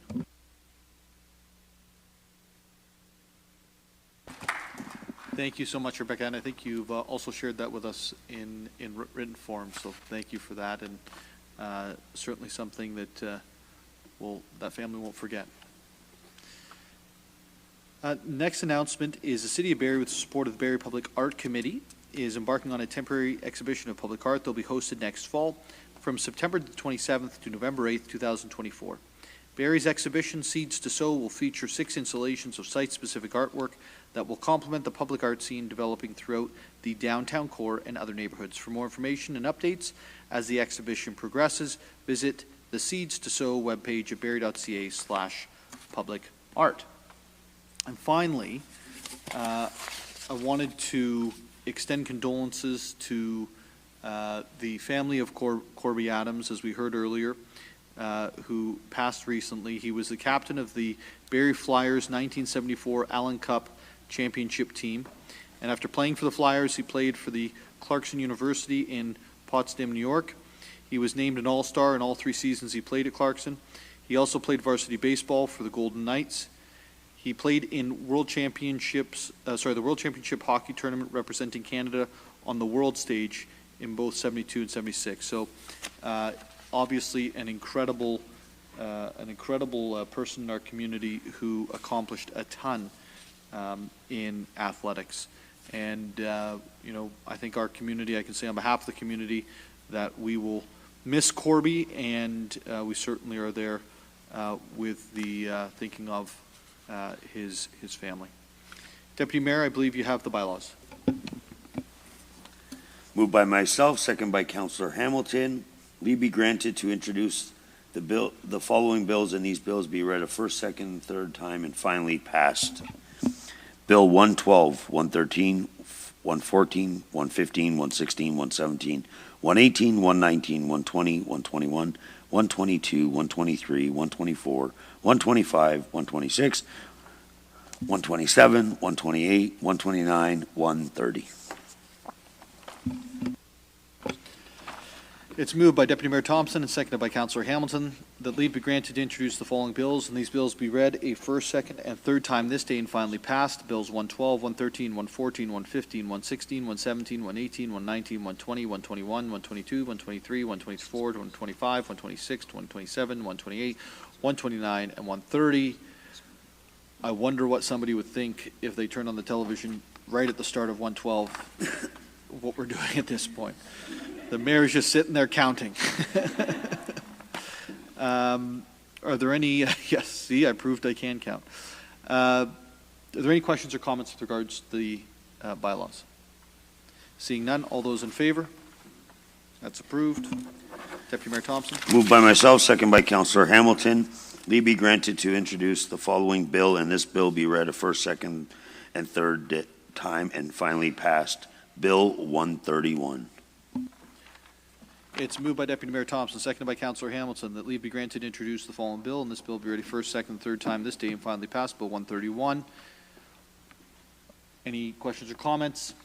All those in favor? It passes. Do I have a motion to adjourn? Deputy Mayor Thompson, seconded by Councillor Hamilton. All those in favor? And we are adjourned at 9:52 p.m.